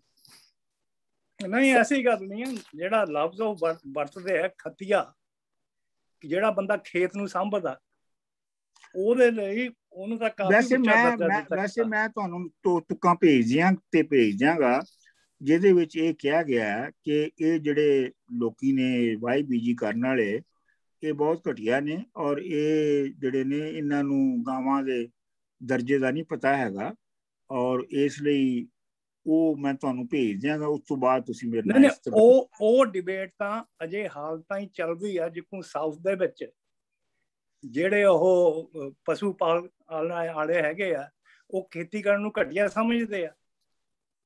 ਇਹੋ ਤੇ ਮੈਂ ਕਹਿ ਰਿਹਾ ਨਾ, ਪਤਾ ਇਹੋ ਤੇ ਮੈਂ ਕਹਿ ਰਿਹਾ ਨਾ। ਤੇ ਇਹ ਇੱਕ ਤੇ ਇਹ ਗੱਲ ਨਹੀਂ, ਪਰ ਮੈਂ ਤਾਂ ਕਹਿ ਰਿਹਾ ਜਿਹੜੇ 2 ਮੋਡ ਆਫ ਪ੍ਰੋਡਕਸ਼ਨ ਨਾਲ ਦੀ ਨਾਲ ਕਈ ਵਾਰ ਚੱਲਦੇ ਆ, ਨਹੀਂ ਉਹਨਾਂ ਦਾ ਇੱਕ ਦੂਜੇ ਨਾਲ ਇਹ ਕੌਨਫਲਿਕਟ ਚੱਲਦਾ ਰਹਿੰਦਾ। ਬਿਲਕੁਲ ਚੱਲਦਾ ਰਹਿੰਦਾ ਹੈ, ਲੇਕਿਨ ਇਹ ਹੈ ਕਿ ਚੂੰਕਿ ਜਿਹੜਾ ਪਸ਼ੂ ਪਾਲ ਮੋਡ ਆਫ ਪ੍ਰੋਡਕਸ਼ਨ ਹੈ, ਉਹ ਦੇ ਵਿੱਚ ਜਿਹੜੀ ਅਨਸਰਟੇਨਿਟੀ ਹੈ ਉਹ ਐਗਰੀਕਲਚਰ ਨਾਲੋਂ ਘੱਟ ਹੈ ਜੀ। ਪਸ਼ੂ ਪਾਲਣੀ ਦੇ ਵਿੱਚ ਇਹ ਹੈ ਕਿ ਇੱਕ ਜਿਹੜੀ ਗਾਂ ਜਵਾਨ ਹੋ ਗਈ, ਉਹਨੇ ਹੁਣ 12-15 ਸਾਲ ਤੱਕ ਰਹਿਣਾ ਹੈ ਜੀ, ਤੇ ਉਹਦੇ ਚ ਤੇ ਕੋਈ ਅਨਸਰਟੇਨਿਟੀ ਨਹੀਂ ਨਾ ਹੈਗੀ, ਤੇ ਲਿਹਾਜ਼ਾ ਉਹਦੇ ਲਈ ਕੋਈ ਤੁਹਾਨੂੰ ਤੰਤਰਵਾਦ ਦੀ ਵੀ ਲੋੜ ਨਹੀਂ ਜ਼ਿਆਦਾ ਹੈਗੀ। ਲੇਕਿਨ ਜਿਹੜੀ ਐਗਰੀਕਲਚਰ ਹੈ ਉਹਦੇ ਵਿੱਚ ਹਰ 3 ਮਹੀਨਿਆਂ ਜਾਂ 6 ਮਹੀਨਿਆਂ ਦੇ ਬਾਅਦ ਨਵੀਂ ਫਸਲ ਬੀਜੀ ਜਾਣੀ ਹੈ, ਇੱਕ ਨਵੇਂ ਸਿਰੇ ਤੋਂ ਇੱਕ ਅਨਸਰਟੇਨਿਟੀ ਪੈਦਾ ਹੋਣੀ ਹੈ। ਲਿਹਾਜ਼ਾ ਉਹਦੇ ਮੁਤਾਬਕ ਉਹਦੀ ਆਈਡੀਓਲੋਜੀ ਵੀ ਬਣਨੀ ਹੈ। ਅੱਛਾ, ਮੇਰਾ ਖਿਆਲ ਹੈ ਕਿ ਅਸੀਂ ਜਿਹੜੀ ਇਹ ਡਿਸਕਸ਼ਨ ਹੈ ਨਾ, ਇਹਨੂੰ ਜ਼ਿਆਦਾ ਇਹਨੂੰ ਨਹੀਂ ਠੀਕ ਹੈ, ਵਾਪਸ ਚੱਲੀਏ। ਇਹਨੂੰ ਵਾਪਸ ਚੱਲੀਏ, ਕਿਉਂਕਿ ਮੇਰਾ ਕੋਈ ਪੁਆਇੰਟ ਸੀ ਕਿ ਹੁਣ ਕਈ ਲੋਕੀ ਇਹ ਰਿਸਰਚ ਕਰ ਰਹੇ ਕਿ ਰਿਗਵੇਦ ਨੂੰ ਤਾਂ ਇਹਨਾਂ ਚੀਜ਼ਾਂ ਦਾ ਐਵੀਡੈਂਸ ਮੰਨਿਆ ਹੀ ਨਹੀਂ ਜਾ ਸਕਦਾ, ਕਿਉਂਕਿ ਰਿਗਵੇਦ ਬਹੁਤ ਬਾਅਦ ਚ ਆਉਂਦਾ ਅਕੋਰਡਿੰਗ ਟੂ ਨਿਊ ਰਿਸਰਚ। ਉਹ ਜਿਹੜੀ ਤੁਸੀਂ ਬਹਿਸ ਜਿਹੜੀ ਜਸਪਾਲ ਜੀ ਤੁਸੀਂ ਬਹਿਸ ਕਰ ਰਹੇ ਹੋ ਨਾ, ਉਹ ਬਹੁਤ ਸਪੈਸੀਫਿਕ ਬਹਿਸ ਹੈ। ਸਾਨੂੰ ਸਾਡੀ ਇੱਥੇ ਕੋਸ਼ਿਸ਼ ਇਹ ਹੈਗੀ ਹੈ ਕਿ ਅਸੀਂ ਇੱਕ ਮੋਟੀ ਗੱਲ ਜਿਹੜੀ ਹੈ ਨਾ ਉਹਨੂੰ ਬਣਾ ਕੇ ਤੇ ਅੱਗੇ ਚੱਲੀਏ, ਵਰਨਾ ਤਾਂ ਅਸੀਂ ਇੱਥੇ ਫਸ ਜਾਵਾਂਗੇ ਸਾਰੇ। ਸਰ ਇੱਕ ਗੱਲ ਪੁੱਛਣੀ ਸੀ ਮਾੜੀ ਜਿੰਨੀ ਪਿੱਛੇ ਜਾਂਦੇ ਹੋਏ ਕਿ M I understanding it correct ਕਿ ਵੀ ਕਈਆਂ ਦਾ ਇਹ ਸੋਚਣਾ ਹੈਗਾ ਆ ਕਿ ਜਿਹੜੀ ਹਰੱਪਾ ਦੀ ਸਿਵਲਾਈਜੇਸ਼ਨ ਸੀਗੀ ਉਹਦੇ ਵਿੱਚ ਮੰਦਰ ਨਹੀਂ ਸੀਗੇ, ਕਿਉਂਕਿ ਉਹ ਇਸ ਮੋਡ ਨੂੰ ਨਹੀਂ ਸੀ ਬਲੀਵ ਕਰਦੇ, ਪਰ ਉਹ ਦੂਜੇ ਜਹਾਨ ਨੂੰ ਬਲੀਵ ਕਰਦੇ ਸੀ। ਪਰ ਜਿੱਦਾਂ ਉਹਨਾਂ ਦੀ ਜਿਹੜੀ ਮਾਨਤਾ ਸੀ ਉਹਦੇ ਵਿੱਚ ਮੰਦਰਾਂ ਦੀ ਕਨਸੈਪਟ ਵਗੈਰਾ ਨਹੀਂ ਸੀ। ਤੁਸੀਂ ਇਹ ਕਿਵੇਂ ਕਹਿ ਸਕਦੇ ਹੋ? ਤੁਹਾਡੀ ਸਪੈਕੂਲੇਸ਼ਨ ਹੈ ਨਾ। ਨਹੀਂ, ਸਪੈਕੂਲੇਸ਼ਨ ਕੈਨ ਵੀ ਜਿੱਦਾਂ ਹੁਣ ਡਾਕਟਰ ਸਾਹਿਬ ਨੇ ਕਿਹਾ ਸੀ ਨਾ ਕਿ ਵੀ ਉਹ ਬੋਧ ਹੋ ਸਕਦੇ ਨੇ ਤੇ ਬੁੱਧ ਸੀਗੇ ਤੇ ਉਹਨਾਂ ਦੀ ਕੋਈ ਬਣਾਉਂਦੇ ਨਹੀਂ ਸੀ ਉਹ ਜਿਹਾ ਕੰਮ। ਤੁਸੀਂ ਲਾਜਿਕ ਦਿਓ ਨਾ, ਕੋਈ ਲਾਜਿਕ ਦਿਓ ਨਾ। ਨਹੀਂ, ਨਾਲੇ ਬੁੱਧ ਤੇ ਜੈਨ ਦੋਹਾਂ ਵੀ ਦੂਜੇ ਜਹਾਨ ਤਾਂ ਯਕੀਨ ਕਰਦੇ ਨੇ। ਬੁੱਧ ਤੇ ਜੈਨ ਜਿਹੜੇ ਨੇ ਉਹ ਦੋਵੇਂ ਨਹੀਂ ਮੰਨਦੇ ਦੂਸਰੇ ਜਹਾਨ ਨੂੰ। ਸਹੀ, ਮਤਲਬ ਕੋਈ ਲਾਜਿਕ ਦਿਓ ਨਾ, ਤੁਸੀਂ ਸਿਰਫ ਸਪੈਕੂਲੇਟ ਤੇ ਨਾ ਕਰੋ, ਕੋਈ ਉਹਦੀ ਲਾਜਿਕ ਬਣਾਓ ਨਾ। ਇਸੇ ਵਾਸਤੇ ਕਿਉਂਕਿ ਜਿਹੜੀ ਹੜੱਪਾ ਸਿਵਲਾਈਜੇਸ਼ਨ ਦੇ ਲੋਕ ਨੇ, ਕਿਉਂਕਿ ਉਹ ਇੱਕ ਜਹਾਨ ਨੂੰ ਮੰਨਦੇ ਸਨ, ਸੰਸਾਰ ਨੂੰ ਇੱਕ ਮੰਨਦੇ ਸਨ, ਇਸੇ ਵਾਸਤੇ ਤੁਸੀਂ ਦੇਖੋ ਕਿ ਜਿਹੜੀ ਇਸ ਇਲਾਕੇ ਦੇ ਵਿੱਚ ਜਿਹੜੇ ਮਜ਼ਹਬ ਫੈਲੇ ਔਰ ਜਿਹੜੇ 7ਵੀਂ ਸਦੀ ਤੱਕ ਸਾਨੂੰ ਨਜ਼ਰ ਆਉਂਦੇ ਨੇ, ਪ੍ਰਫੁੱਲਤ ਹੁੰਦੇ ਨਜ਼ਰ ਆਉਂਦੇ ਨੇ, ਉਹ ਜੈਨ ਮਤ ਔਰ ਬੁੱਧ ਮਤ ਨੇ। ਮਤਲਬ ਜਦੋਂ ਮੁਹੰਮਦ ਬਿਨ ਕਾਸਿਮ ਨੇ ਸਿੰਧ ਉੱਤੇ ਹਮਲਾ ਕੀਤਾ 7ਵੀਂ ਸਦੀ ਦੇ ਵਿੱਚ, ਤੇ ਉਸ ਵੇਲੇ ਸਿੰਧ ਦੀ ਪਾਪੂਲੇਸ਼ਨ ਜਿਹੜੀ ਹੈ ਮੈਜੋਰਿਟੀ ਜਿਹੜੀ ਸੀ ਉਹ ਬੁੱਧ ਸੀਗੀ। ਪੰਜਾਬ ਦੇ ਵਿੱਚ ਵੀ ਜਿਹੜੀ ਮੈਜੋਰਿਟੀ ਪਾਪੂਲੇਸ਼ਨ ਸੀ ਉਹ ਬੁੱਧ ਸੀਗੀ। ਹੱਤਾ ਕਿ ਜਿਹੜੇ ਸ਼ੁਰੂ ਦੇ ਵਿੱਚ ਜਿਹੜੇ ਗ੍ਰੀਕ ਬਾਦਸ਼ਾਹਾਂ ਨੇ ਇੱਥੇ ਹਕੂਮਤ ਕੀਤੀ, ਹਾਂਜੀ, ਜਿਹੜੇ ਆਪਣਾ ਦੋ ਵੱਡੇ ਬਾਦਸ਼ਾਹ ਜਿਹੜੇ ਕਨਿਸ਼ਕ ਤੇ ਇੱਕ ਦੂਜਾ ਕੀ ਨਾਂ ਸੀ ਉਹਦਾ, ਜਿਹੜਾ ਸਿਆਲਕੋਟ ਦਾ ਵੱਡਾ ਬਾਦਸ਼ਾਹ ਸੀ, ਉਹਨਾਂ ਨੇ ਜਿਹੜੀ ਹਕੂਮਤ ਕੀਤੀ ਉਹ ਵੀ ਬੁੱਧ ਸਨ। ਔਰ ਉਹਨਾਂ ਦੇ ਜ਼ਰੀਏ ਹੀ ਜਿਹੜੀ ਬੁੱਧ ਮਤ ਹੈ ਇਹ ਚੀਨ ਵਗੈਰਾ ਚ ਗਈ ਸੀ। ਉਹਨਾਂ ਨੇ ਮਿਸ਼ਨਰੀ ਬਣਾ ਕੇ ਤੇ ਚੀਨ ਵਗੈਰਾ ਭੇਜੇ ਬੁੱਧ ਮਤ ਦੇ, ਜਿਹਦੇ ਵਿੱਚ ਫੈਲੀ ਗਈ। ਅੱਛਾ, ਹੁਣ ਤੁਸੀਂ ਆ ਜਾਓ ਬੁੱਧ ਮਤ ਦੇ ਉੱਤੇ, ਜਿਹੜੇ ਕਿ ਇਸ ਇਲਾਕੇ ਦੇ ਮਜ਼ਹਬ ਸਨ, ਜਿਹੜੇ ਸਾਡੇ ਇੱਕ ਮੇਰਾ ਕੁਐਸਚਨ ਹੈ ਇੱਥੇ ਜੀ, ਕਿ ਜਿੱਦਾਂ ਅਸੀਂ ਕਹਿੰਦੇ ਕਿ ਹੜੱਪਾ ਦੇ ਲੋਕ ਔਰ ਏਰੀਅਨਸ ਆਏ, ਉਹਨਾਂ ਦੇ ਕਲਚਰ ਤੇ ਉਹਨਾਂ ਸਭ ਕੁਝ ਬੜਾ ਡਿਫਰੈਂਟ ਸੀ, ਕਿਸ ਤਰ੍ਹਾਂ ਏਰੀਅਨ ਤੇ ਉਹਨਾਂ ਨੂੰ ਕੰਕਰ ਕੀਤਾ। ਇਹਦੀ ਮਾਡਰਨ ਐਗਜ਼ਾਮਪਲ ਕਿਸੇ ਹੱਦ ਤੱਕ ਇਹ ਕਹਿ ਸਕਦੇ ਹਾਂ ਕਿ ਜਦੋਂ ਅਮਰੀਕਾ ਦੇ ਵਿੱਚ ਇੰਡੀਅਨਸ ਨੂੰ ਯੂਰਪੀਅਨਸ ਨੇ ਆ ਕੇ, ਜਿਨ੍ਹਾਂ ਦਾ ਕਿ ਇੰਡੀਅਨਸ ਦਾ ਕਲਚਰ ਡਿਫਰੈਂਟ ਸੀ, ਦੂਸਰੀਆਂ ਚੀਜ਼ਾਂ 'ਚ ਬਿਲੀਵ ਕਰਨਾ, ਹਵਾਵਾਂ 'ਚ, ਸੁਪਰ ਪਾਵਰ 'ਚ ਬਿਲੀਵ ਕਰਨਾ, ਤੇ ਯੂਰਪੀਅਨਸ ਨੇ ਹੌਲੀ ਹੌਲੀ ਐਡਵਾਂਟੇਜ ਹੋਣ ਕਰਕੇ ਉਹਨਾਂ ਨੂੰ ਸਲੋਲੀ ਸਟੈਡੀਲੀ ਕੌਂਕਰ ਕਰ ਲਿਆ। ਇਹ ਕੋਈ ਕੰਪੈਰੀਜ਼ਨ ਹੈ ਕਿਸੇ ਕਿਸਮ ਦਾ? ਬਿਲਕੁਲ ਨਹੀਂ, ਦੇਖੋ ਦੋ ਗੱਲਾਂ ਨੇ ਨਾ।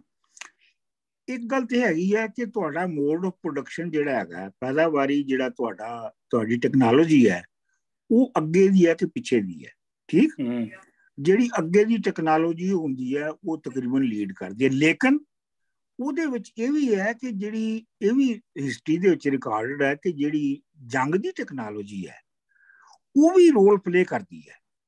ਕਿ ਮਿਸਾਲ ਦੇ ਤੌਰ ਦੇ ਉੱਤੇ ਜਿਹੜੇ ਏਰੀਅਨਸ ਨੇ, ਜਿਹੜੇ 1300-1500 BC ਦੇ ਵਿੱਚ ਜਿਹੜੇ ਆਉਂਦਾ ਗਰੋਹ ਜਿਹੜਾ ਹੁੰਦਾ ਹੈ, ਉਹ ਪ੍ਰੋਡਕਸ਼ਨ ਟੈਕਨੋਲੋਜੀ ਤੇ ਹੋ ਸਕਦਾ ਅੱਗੇ ਨਾ ਹੋਵੇ, ਲੇਕਿਨ ਉਹਦੇ ਕੋਲ ਐਸੇ ਸਾਧਨ ਨੇ, ਯਾਨੀ ਘੋੜਾ ਤੇ ਰੱਥ, ਕਿ ਉਹ ਦੂਜਿਆਂ ਨੂੰ ਫਤਹ ਕਰ ਸਕਦੇ ਨੇ। ਤੇ ਤੁਸੀਂ ਜਿਹੜੀ ਮਿਸਾਲ ਦੇ ਰਹੇ ਹੋ ਯੂਰਪੀਅਨਸ ਦੀ, ਉਹ ਮਿਸਾਲ ਬਿਲਕੁਲ ਸਹੀ ਹੈ। ਉੱਥੇ ਵੀ ਇਹੋ ਹੋਇਆ ਹੈ ਕਿ ਵੱਡੀਆਂ ਜਿਹੜੀਆਂ ਬਾਦਸ਼ਾਹੀਆਂ ਸਨ, ਜਿਹੜੀਆਂ ਆਪਣਾ ਇੰਡੀਅਨਸ ਦੀਆਂ ਪੀਰੂ ਵਗੈਰਾ ਦੇ ਵਿੱਚ, ਉਹਨਾਂ ਨੂੰ 400-500 ਸਪੈਨਿਸ਼ ਸਿਪਾਹੀਆਂ ਨੇ ਬਰਬਾਦ ਕਰ ਦਿੱਤਾ। 400-500 ਕੀ 60-70 ਬੰਦੇ ਸੀਗੇ, ਹਾਂਜੀ, ਤਬਾਹ ਕਰ ਦਿੱਤਾ ਉਹਨਾਂ ਨੂੰ। ਤੇ ਇਹ ਤੇ ਹੁਣ ਰਿਕਾਰਡਡ ਹੈ ਨਾ। ਇਸ ਰਿਕਾਰਡਡ ਹਿਸਟਰੀ ਤੋਂ ਤੁਸੀਂ ਜਿਹੜਾ ਪ੍ਰੋਜੈਕਟ ਕਰ ਸਕਦੇ ਹੋ ਆਪਣੇ ਹਾਂ ਦੇ ਜਿਹੜੇ ਜੋ ਕੁਛ ਹੋਇਆ ਉਹਨੂੰ ਵੀ ਤੁਸੀਂ ਪ੍ਰੋਜੈਕਟ ਕਰ ਸਕਦੇ ਹੋ ਕਿ ਉੱਥੇ ਵੀ ਕੀ ਹੋਇਆ ਹੋਵੇਗਾ। ਬਹਰਹਾਲ ਗੱਲ ਇਹ ਮੁਕਤਸਰ ਅਸੀਂ ਕਰੀਏ, ਇੱਥੇ ਇਹਨੂੰ ਅੱਜ ਮੁਕਾਉਣ ਦੀ ਕੋਸ਼ਿਸ਼ ਕਰੀਏ ਕਿ ਇਸ ਇਲਾਕੇ ਦੇ ਵਿੱਚ, ਜਿਹਨੂੰ ਅਸੀਂ ਇਲਾਕਾ ਕਹਿੰਦੇ ਹਾਂ ਪੰਜਾਬ ਤੇ ਸਿੰਧ ਤੇ ਹੜੱਪਾ ਸਿਵਲਾਈਜੇਸ਼ਨ ਦਾ ਇਲਾਕਾ, ਇਹਦੇ ਵਿੱਚ ਜਿਹੜੀ ਕਮ ਸੇ ਕਮ ਥੋੜੀ ਬਹੁਤ ਰਿਕਾਰਡਡ ਹਿਸਟਰੀ ਹੈ ਸਾਡੇ ਕੋਲ, ਉਹਦੇ ਮੂਜਬ ਇਸ ਇਲਾਕੇ ਦੇ ਵਿੱਚ ਬੁੱਧ ਮਤ ਔਰ ਜੀਨ ਮਤ ਜਿਹੜੇ ਨੇ ਲੋਕਾਂ ਦੇ ਆਮ ਮਜ਼ਹਬ ਸਨ। ਇਹਦੀ ਇਸ ਗੱਲ ਦੀ ਇੱਕ ਖਾਸ ਅਹਿਮੀਅਤ ਹੈ। ਇਸ ਗੱਲ ਦੀ ਅਹਿਮੀਅਤ ਇਹ ਹੈਗੀ ਹੈ ਕਿ ਜੀਨ ਮਤ ਔਰ ਬੁੱਧ ਮਤ ਦੋਵਾਂ ਦੇ ਵਿੱਚ ਹੀ ਕਿਸੇ ਦੂਸਰੀ ਹਸਤੀ ਨੂੰ ਨਹੀਂ ਮੰਨਿਆ ਜਾਂਦਾ। ਦੋਵਾਂ ਦੇ ਵਿੱਚ ਹੀ ਇੱਕ ਹੀ ਜਹਾਨ ਨੂੰ ਮੰਨਿਆ ਜਾਂਦਾ ਹੈ ਔਰ ਇਸੇ ਜਹਾਨ ਨੂੰ ਦੇ ਹੀ ਅਸੂਲਾਂ ਦੇ ਉੱਤੇ ਗੱਲ ਹੁੰਦੀ ਹੈ। ਜੀਨ ਮਤ ਦੇ ਆਪਣੇ ਅਸੂਲ ਨੇ ਤੇ ਬੁੱਧ ਮਤ ਦੇ ਆਪਣੇ ਅਸੂਲ ਨੇ ਕਿ ਇਹ ਕਿਵੇਂ ਜਿਹੜਾ ਯੂਨੀਵਰਸ ਹੈ ਜਾਂ ਇਹ ਸੰਸਾਰ ਹੈ ਕਿਵੇਂ ਬਣਿਆ ਤੇ ਕਿਵੇਂ ਇਹ ਮੁੱਕਦਾ ਤੇ ਕਿਵੇਂ ਅੱਗੇ ਵੱਧਦਾ। ਜੀਨ ਮਤ ਦੇ ਆਪਣੇ ਨੇ, ਲੇਕਿਨ ਮੰਨਿਆ ਇਹੋ ਹੀ ਜਾਂਦਾ ਹੈ ਕਿ ਇਹ ਸੰਸਾਰ ਇੱਕ ਹੀ ਹੈ, ਇਸ ਦੇ ਅੰਦਰ ਹੀ ਸਾਰਾ ਕੁਝ ਹੋ ਰਿਹਾ ਹੈ, ਦੂਜਾ ਸੰਸਾਰ ਨਹੀਂ ਹੈ। ਬੁੱਧ ਨੂੰ ਪੁੱਛਿਆ ਗਿਆ ਸੀਗਾ ਕਿ ਬਈ ਤੂੰ ਇਹ ਦੱਸ ਕਿ ਇਸ ਸੰਸਾਰ ਨੂੰ ਬਣਾਉਣ ਵਾਲਾ ਕੌਣ ਹੈ। ਇਹ ਬੜਾ ਦਿਲਚਸਪ ਡਾਇਲਾਗ ਸੀ ਕਿ ਸੰਸਾਰ ਨੂੰ ਬਣਾਉਣ ਵਾਲਾ ਕੌਣ ਹੈ।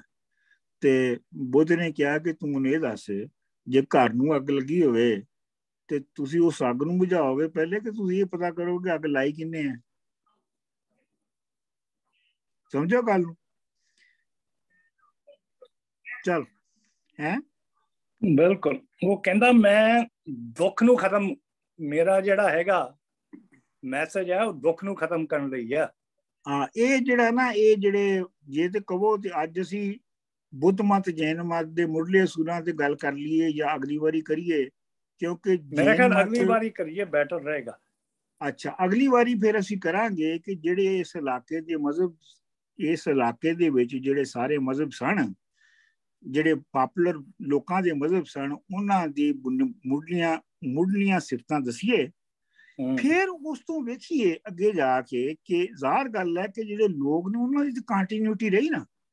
ਜਿਹੜੇ ਲੋਕ ਪਹਿਲੀ BC ਸਨ, 20ਵੀਂ ਸਦੀ ਤੱਕ ਵੀ ਤੇ ਉਹੀ ਲੋਕਾਂ ਦੀ ਕੰਟੀਨਿਊਟੀ ਜਾਰੀ ਰਹੀ ਨਾ। ਬਿਲਕੁਲ। ਤੇ ਉਹਨਾਂ ਦੇ ਵਿੱਚ ਉਹ ਜਿਹੜੀ 6ਵੀਂ 7ਵੀਂ ਸਦੀ ਦੀ ਬੁੱਧ ਮਤ ਤੇ ਜੈਨ ਮਤ ਦੇ ਜਿਹੜੇ ਅਸੂਲ ਸਨ, ਜਿਹੜੇ ਉਹਨਾਂ ਦੀਆਂ ਜਿਹੜੀਆਂ ਤਹਾਂ ਨੇ ਉਹਨਾਂ ਦੀ ਸ਼ਊਰ ਦੇ ਵਿੱਚ ਜਾਂ ਮਤ ਦੇ ਵਿੱਚ ਕਾਇਮ ਨੇ ਨਾ। ਨਹੀਂ, ਜਿੱਕੂ ਦੇਖ ਲਓ ਜੈਨਾਂ ਦਾ ਫਿਰ ਇੱਕ ਫਿਰਕਾ ਸੀਗਾ ਜਿਹੜਾ ਬਹੁਤ ਸ਼ੁਰੂ ਤੋਂ ਹੀ ਨਾਲ ਹੈ, ਅਜੀਵਕਾਂ ਦਾ।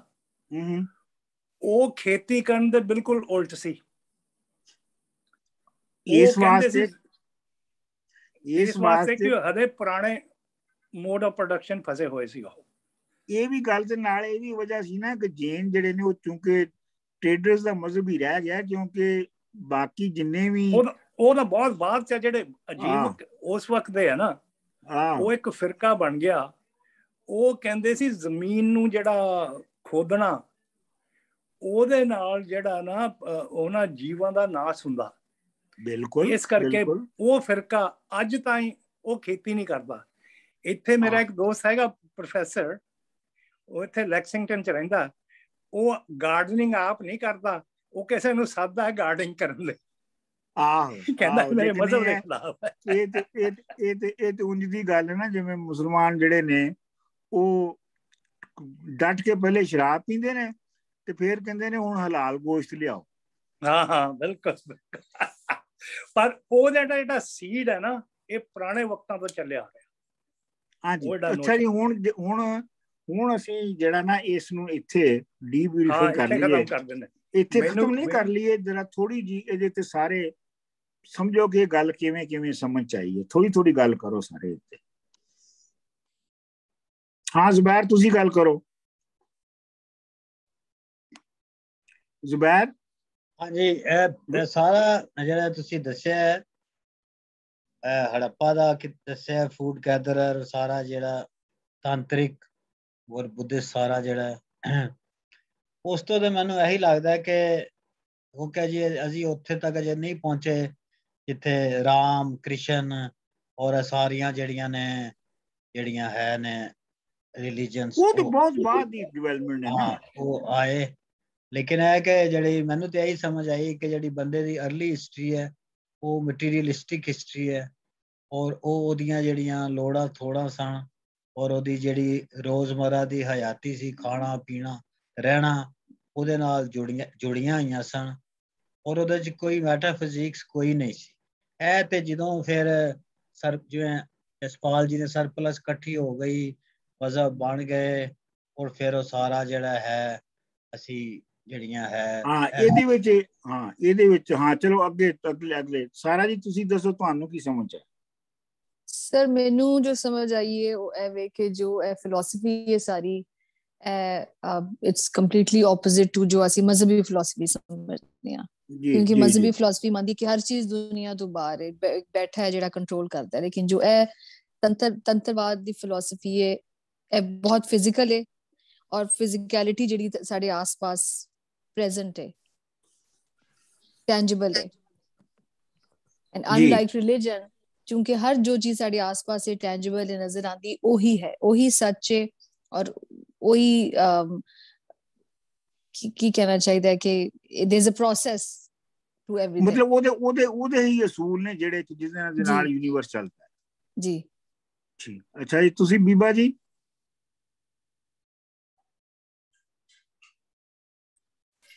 ਬੀਬਾ ਜੀ ਹਾਂਜੀ ਦੱਸੋ। ਸਰ, ਬਸ ਉਹੀ ਗੱਲ ਹੈ ਨਾ ਜੀ ਕਿ ਸ਼ੁਰੂ ਜਦ ਤੁਸੀਂ ਹੁੰਦੇ ਹੋ, ਜਦ ਵੈਨ ਯੂ ਸਟਾਰਟਡ ਜਿਹੜੀ ਆ ਤੰਤਰ, ਜਦ ਇਹ ਹੜੱਪਾ ਦੀ ਸਿਵਲਾਈਜੇਸ਼ਨ ਸਟਾਰਟ ਹੋਈ ਤਾਂ ਐਟ ਬੇਸਿਕ ਲੈਵਲਸ ਤੋਂ ਕਿ ਵੀ ਜਸ ਉਹੀ ਸੀਗੀ ਕਿ ਫਿਰ ਪ੍ਰੋਗਰੈਸ ਕਰਦੀ ਹੋਈ ਕਿ ਵੀ ਖੁਰਾਕ, ਸੇਫਟੀ ਔਰ ਪ੍ਰੋਕ੍ਰੀਏਸ਼ਨ, ਇਹ ਤਿੰਨ ਚੀਜ਼ਾਂ ਜਿਹੜੀਆਂ ਸੀਗੀਆਂ are still guiding us.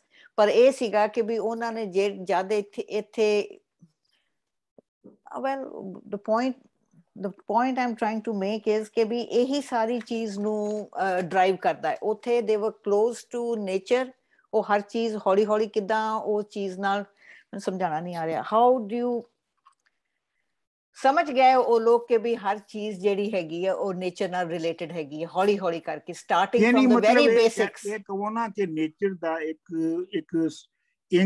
Principal ਹੈ।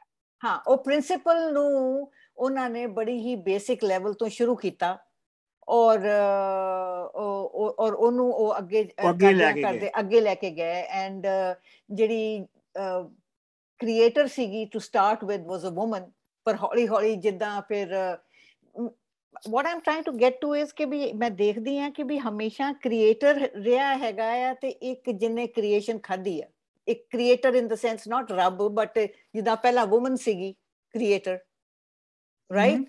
ਤੇ ਉਹ ਜਿੱਦਾਂ ਤੁਸੀਂ ਹੁਣ ਉਹ ਜਿਹੜੀ ਕਿਤਾਬ ਹੈਗੀ ਨਾ ਐਟਲਸ ਸ਼ਰਗਡ, ਉਹਦਾ ਵੀ ਪ੍ਰਿੰਸੀਪਲ ਇਹੀ ਹੈ ਨਾ ਕਿ ਬਈ ਇੱਕ ਕ੍ਰੀਏਟਰ ਹੁੰਦਾ ਹੈ ਤੇ ਇੱਕ ਖਾਣ ਵਾਲਾ ਹੁੰਦਾ। ਥਰੂ ਆਊਟ ਦਿਸ ਪ੍ਰੋਸੈਸ ਹਮੇਸ਼ਾ ਹੀ ਇਹ ਰਿਹਾ। ਤੁਸੀਂ ਬਾਹਰੋਂ ਲੋਕੀ ਆਏ, ਉਹਨਾਂ ਨੇ ਮਤਲਬ ਕਿ ਆਰੀਅਨਸ ਆਏ ਜਾਂ ਜੋ ਸਿਵਲਾਈਜੇਸ਼ਨਸ ਬਣਦੀਆਂ ਗਈਆਂ, ਹਾਲੇ ਤੱਕ ਵੀ ਉਹੀ ਪ੍ਰੋਸੈਸ ਚੱਲ ਰਿਹਾ ਕਿ there is a creator and there is a ਜਿਹਨੂੰ ਲੂਟਰ ਕਹਿੰਦੇ, ਰਾਈਟ? ਮੈਨੂੰ ਨਹੀਂ ਸਮਝ ਨਹੀਂ ਆ ਰਹੀ ਕਿ ਤੁਸੀਂ ਜਾ ਕਿੱਥੇ ਰਹੇ ਹੋ। ਮੈਂ ਆਪਣੀ ਥਾਟ ਨੂੰ ਕਲੀਅਰ ਕਰਾਂ, ਤੁਸੀਂ ਕਿਸੇ ਹੋਰ ਨੂੰ ਪੁੱਛੋ ਪਹਿਲਾਂ। Let me clear my own thought. ਮਤਲਬ ਇਹ ਕਿ ਮੈਨੂੰ ਨਹੀਂ ਸਮਝ ਆ ਰਹੀ ਕਿ ਤੁਸੀਂ ਇਹ ਕਹਿ ਕੇ ਕਿੱਧਰ ਜਾ ਰਹੇ ਹੋ। ਹਾਂਜੀ, ਤੁਸੀਂ ਕਿ ਮੈਂ ਸ਼ੁਰੂ ਜਾ ਰਹੀ ਕਿ ਪ੍ਰੋਸੈਸ, ਮੈਂ ਆਪਣੇ ਦਿਮਾਗ ਚ ਅੱਗੇ ਪਹੁੰਚੀ ਹੋਈ ਹਾਂ ਕਿ ਵੀ ਪ੍ਰੋਸੈਸ ਕਿੱਥੋਂ ਸ਼ੁਰੂ ਹੋ ਰਿਹਾ। ਸਿਰਫ ਗੱਲ ਇੰਨੀ ਐਸਟੈਬਲਿਸ਼ ਕੀਤੀ ਜਾ ਰਹੀ ਹੈ, ਜਿਹੜੀ ਬੁਨਿਆਦੀ ਗੱਲ ਐਸਟੈਬਲਿਸ਼ ਕੀਤੀ ਜਾ ਰਹੀ ਹੈ ਅੱਗੇ ਜਾਣ ਤੋਂ ਪਹਿਲੇ, ਉਹ ਇਹ ਕੀਤੀ ਜਾ ਰਹੀ ਹੈ ਕਿ ਇਸ ਇਲਾਕੇ ਦੇ ਵਿੱਚ ਜਿਹੜੇ ਸਾਨੂੰ ਥੋੜੀ ਬਹੁਤ ਰਿਕਾਰਡਡ ਹਿਸਟਰੀ ਤੋਂ ਪ੍ਰੈਵਲੈਂਟ ਮਜ਼ਹਬ ਨਜ਼ਰ ਆਉਂਦੇ ਨੇ, ਜਿਵੇਂ ਜੈਨ ਮਤ ਹੈ ਔਰ ਬੁੱਧ ਮਤ ਹੈ ਔਰ ਯੋਗ ਹੈ, ਜਿਵੇਂ ਯੋਗ ਨੂੰ ਵੀ ਉਹਦੇ 'ਚ ਤੁਸੀਂ ਸ਼ਾਮਲ ਕਰ ਲਓ, ਉਹਨਾਂ ਦੇ ਵਿੱਚ ਜਿਹੜਾ ਇਹ ਜਹਾਨ ਹੈ ਇਸ ਨੂੰ ਹੀ ਸਾਰਾ ਜਹਾਨ ਮੰਨਿਆ ਜਾਂਦਾ ਹੈ। ਨਹੀਂ, ਉਹ ਤੇ ਸਮਝ ਜਾਂਦੀ ਹਾਂ ਮੈਂ। ਗੱਲ ਸੁਣੋ।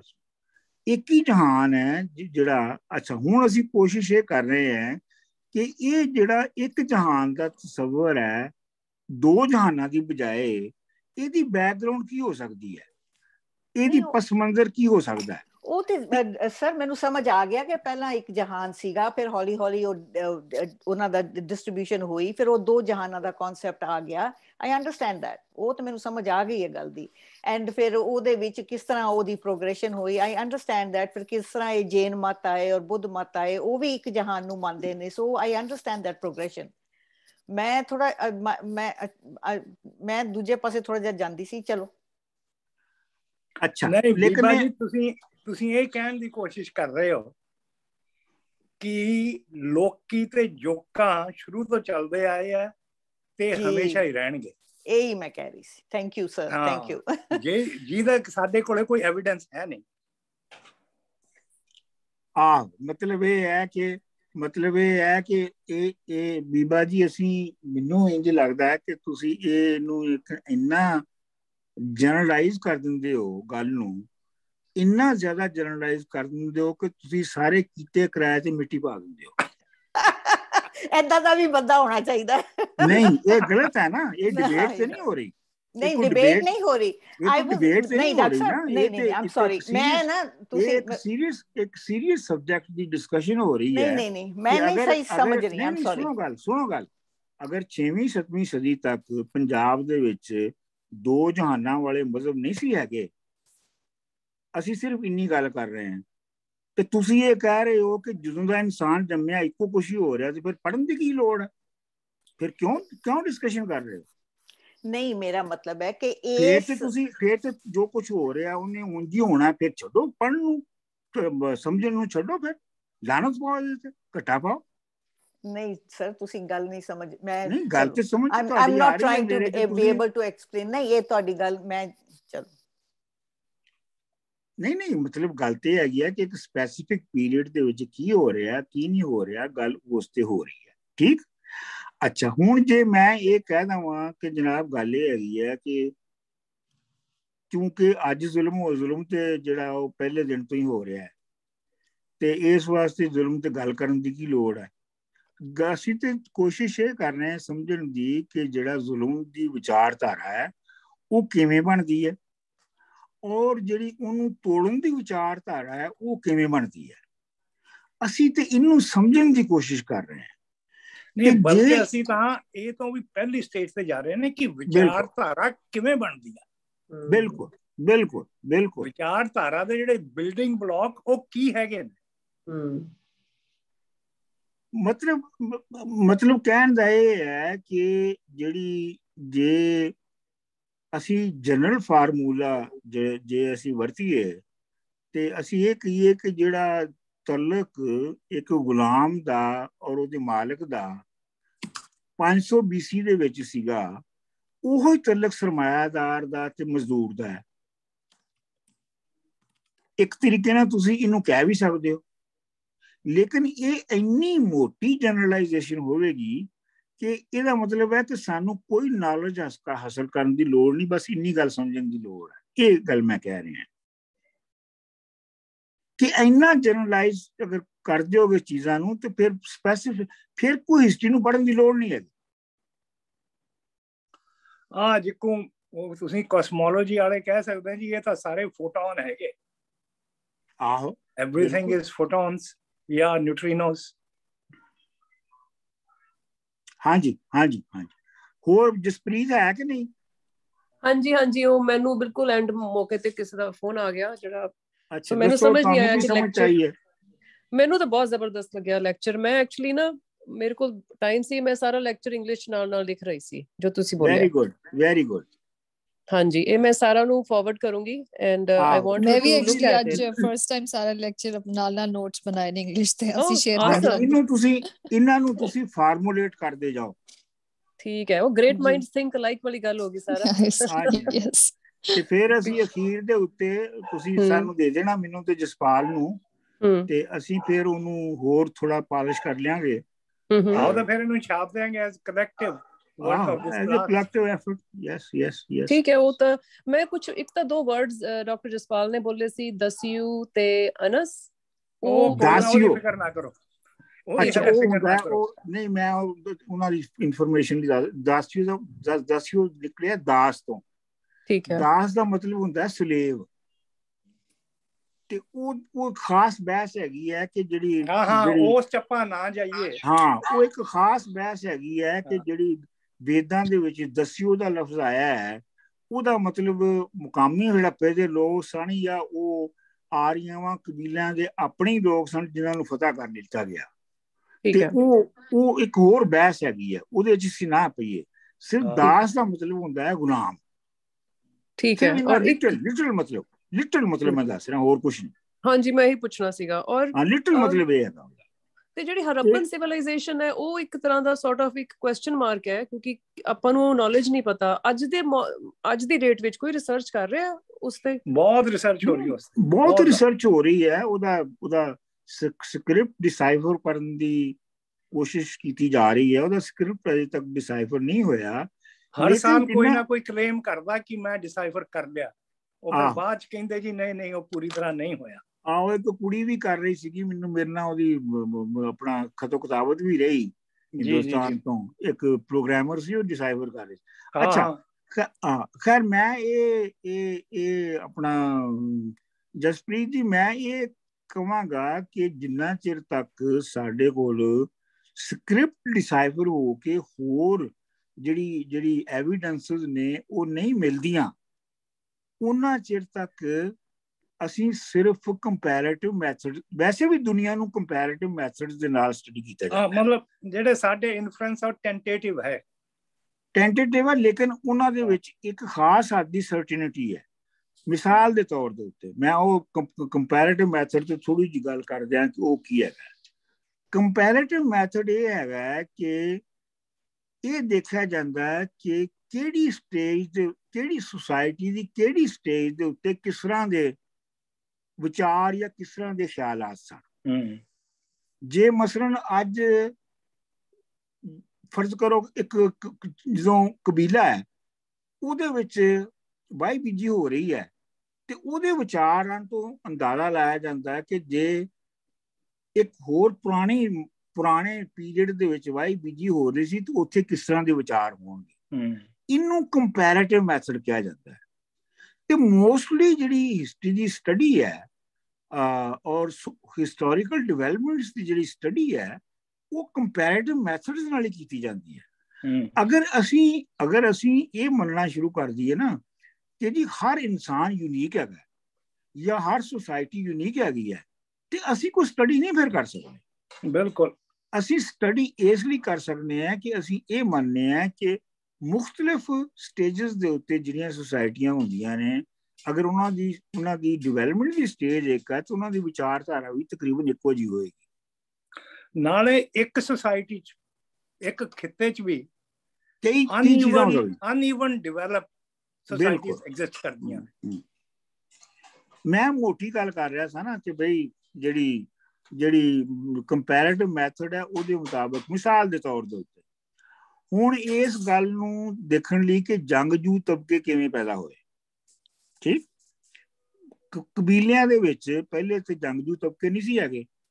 ਪਹਿਲੇ ਤੇ ਕਬੀਲਿਆਂ ਦੇ ਵਿੱਚ ਬੇਸਿਕਲੀ ਕੁਝ ਬੰਦਿਆਂ ਨੂੰ ਸਿਲੈਕਟ ਕਰਕੇ ਤੇ ਉਹਨਾਂ ਨੂੰ ਲੜਾਈ ਦੇ ਉੱਤੇ ਲਾਇਆ ਜਾਂਦਾ ਸੀ।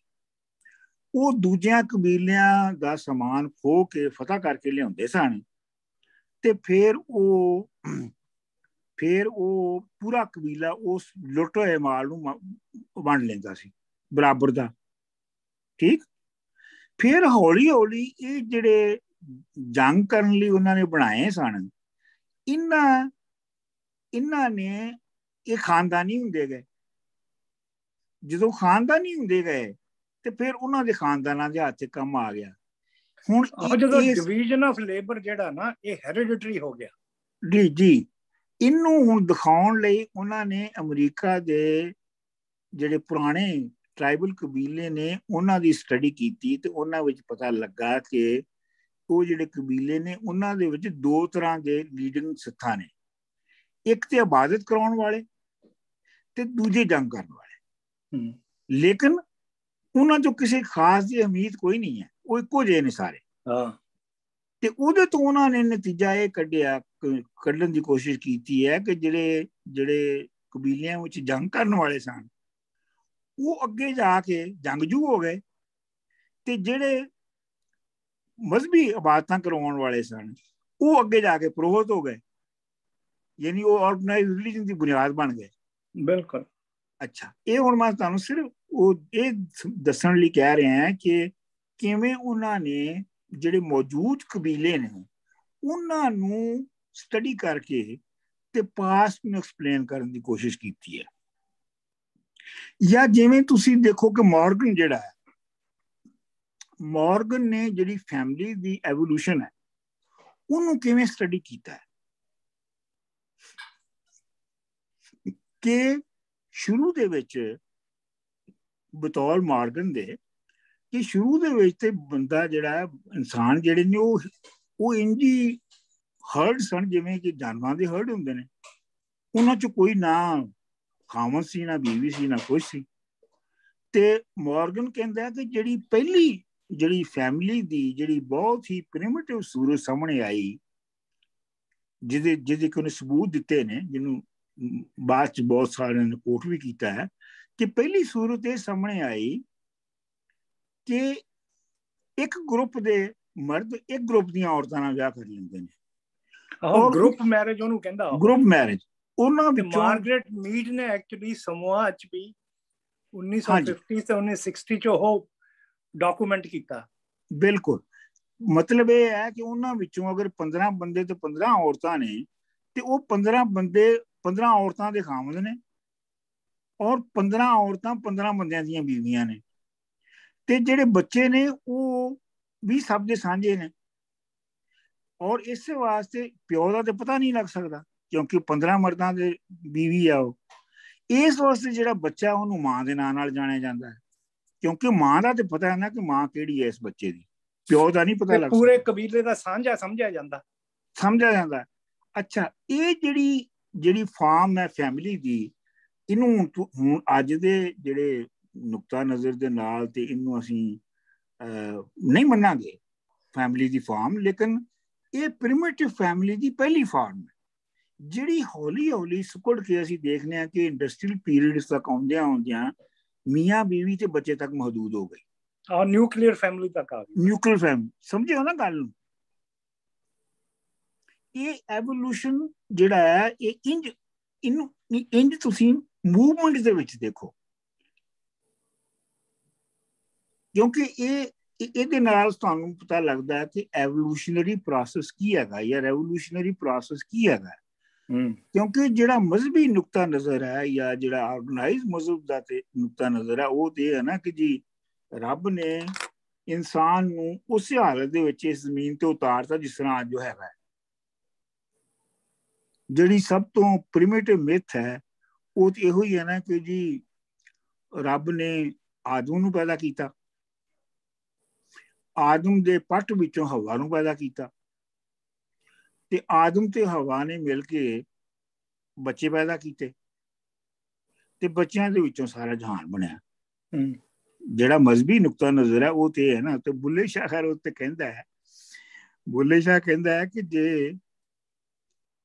आदम नूं हबील कबील आदम दे जाए, ਜਿਹੜੇ ਹਬੀਲ ਕਬੀਲ ਸਨ ਉਹ ਆਦਮ ਦੇ ਦੋ ਪੁੱਤਰ ਸਨ ਤੇ ਉਹਨਾਂ ਨੂੰ ਕਿਹਾ ਜਾਂਦਾ ਕਿ ਉਹਨਾਂ ਦੀ ਲੜਾਈ ਇੱਕ ਭੈਣ ਦੇ ਉੱਤੇ ਹੋਈ, ਦੋਵੇਂ ਉਹਦੇ ਨਾਲ ਵਿਆਹ ਕਰਨਾ ਚਾਹੁੰਦੇ ਸਨ।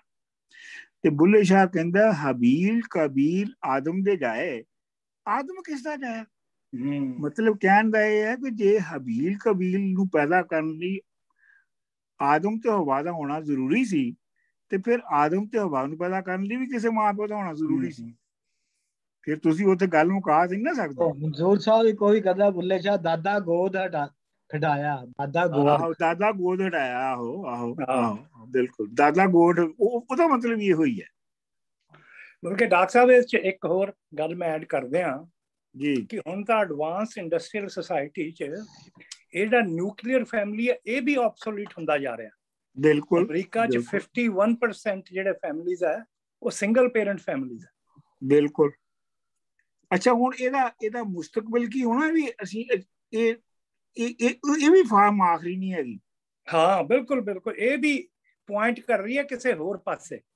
ਬਿਲਕੁਲ ਕਿ ਇਥੋਂ ਅੱਗੇ ਕਿੱਥੇ ਜਾਣਾ ਇਹਨੇ। ਹਾਂ ਬਹਰਹਾਲ ਇਹ ਹੈ ਕਿ ਗੱਲ ਨੂੰ ਅਸੀਂ ਇੱਥੇ ਜਿਹੜੀ ਆ ਕਨਕਲੂਡ ਕਰਨੇ ਆ। ਅਗਲੀ ਵਾਰੀ ਅਸੀਂ ਇੱਥੋਂ ਸ਼ੁਰੂ ਕਰਾਂਗੇ ਕਿ ਇਸ ਇਲਾਕੇ ਦੇ ਜਿਹੜੇ ਮਜ਼ਹਬ ਨੇ, ਜਿਨ੍ਹਾਂ ਖਾਸ ਤੌਰ ਤੇ ਅਸੀਂ ਤਿੰਨ ਤਰ੍ਹਾਂ ਦੇ ਜਿਹੜੀ ਥਿਊਰੀਜ਼ ਨੇ ਉਹਨਾਂ ਦੀ ਗੱਲ ਕਰਾਂਗੇ। ਜ਼ਿਆਦਾਤਰ ਬੁੱਧ ਮਤ ਦੇ ਉੱਤੇ, ਥੋੜੀ ਜੀਨ ਮਤ ਦੇ ਉੱਤੇ ਤੇ ਯੋਗ ਦੇ ਉੱਤੇ ਜ਼ਿਆਦਾ ਗੱਲ ਕਰਾਂਗੇ। ਇਹਨਾਂ ਤਿੰਨਾਂ ਦੇ ਬੇਸਿਕ ਅਸੂਲ ਕੀ ਨੇ। ਬਿਲਕੁਲ। ਤੇ ਫਿਰ ਕਿਉਂਕਿ ਅਗਰ 8ਵੀਂ 10ਵੀਂ ਸਦੀ ਤੱਕ ਇਹੋ ਹੀ ਲੋਕਾਂ ਦੀ ਮਾਨਤਾ ਰਹੀ ਹੈ ਤੇ ਜ਼ਾਹਰ ਗੱਲ ਹੈ ਕਿ ਫਿਰ ਜਿਹੜਾ ਉਸ ਤੋਂ ਬਾਅਦ ਇਸ ਇਲਾਕੇ ਦਾ ਲਿਟਰੇਚਰ ਵਗੈਰਾ ਬਣਿਆ ਹੋਏਗਾ, ਜਿਹੜਾ ਵੀ ਲੋਕਾਂ ਦੀ ਲੋਕਾਈ ਦਾ ਜਿਹੜਾ ਲਿਟਰੇਚਰ ਪੈਦਾ ਹੋਇਆ ਹੋਏਗਾ, ਜਿਹੜੇ ਸਾਡੇ ਵੱਡੇ ਸ਼ਾਇਰ ਨੇ ਲੋਕਾਈ ਦੇ ਸ਼ਾਇਰ ਸਨ ਨਾ, ਬਿਲਕੁਲ ਉਹਨਾਂ ਵਿੱਚੋਂ ਰਿਫਲੈਕਟ ਕਰੇਗਾ ਇਹ। ਹਾਂਜੀ ਹਾਂਜੀ, ਕਿਉਂਕਿ ਠੀਕ ਹੈ ਜੀ। ਹਾਂਜੀ, ਵੈਰੀ ਗੁੱਡ। ਚਲੋ ਓਕੇ ਜੀ, ਰੱਬ ਰਾਖਾ। ਚੰਗਾ ਜੀ, ਬਹੁਤ ਵਧੀਆ, ਰੱਬ ਰਾਖਾ। ਓਕੇ ਡਾਕਟਰ, ਥੈਂਕ ਯੂ ਜੀ। ਓਕੇ ਜੀ।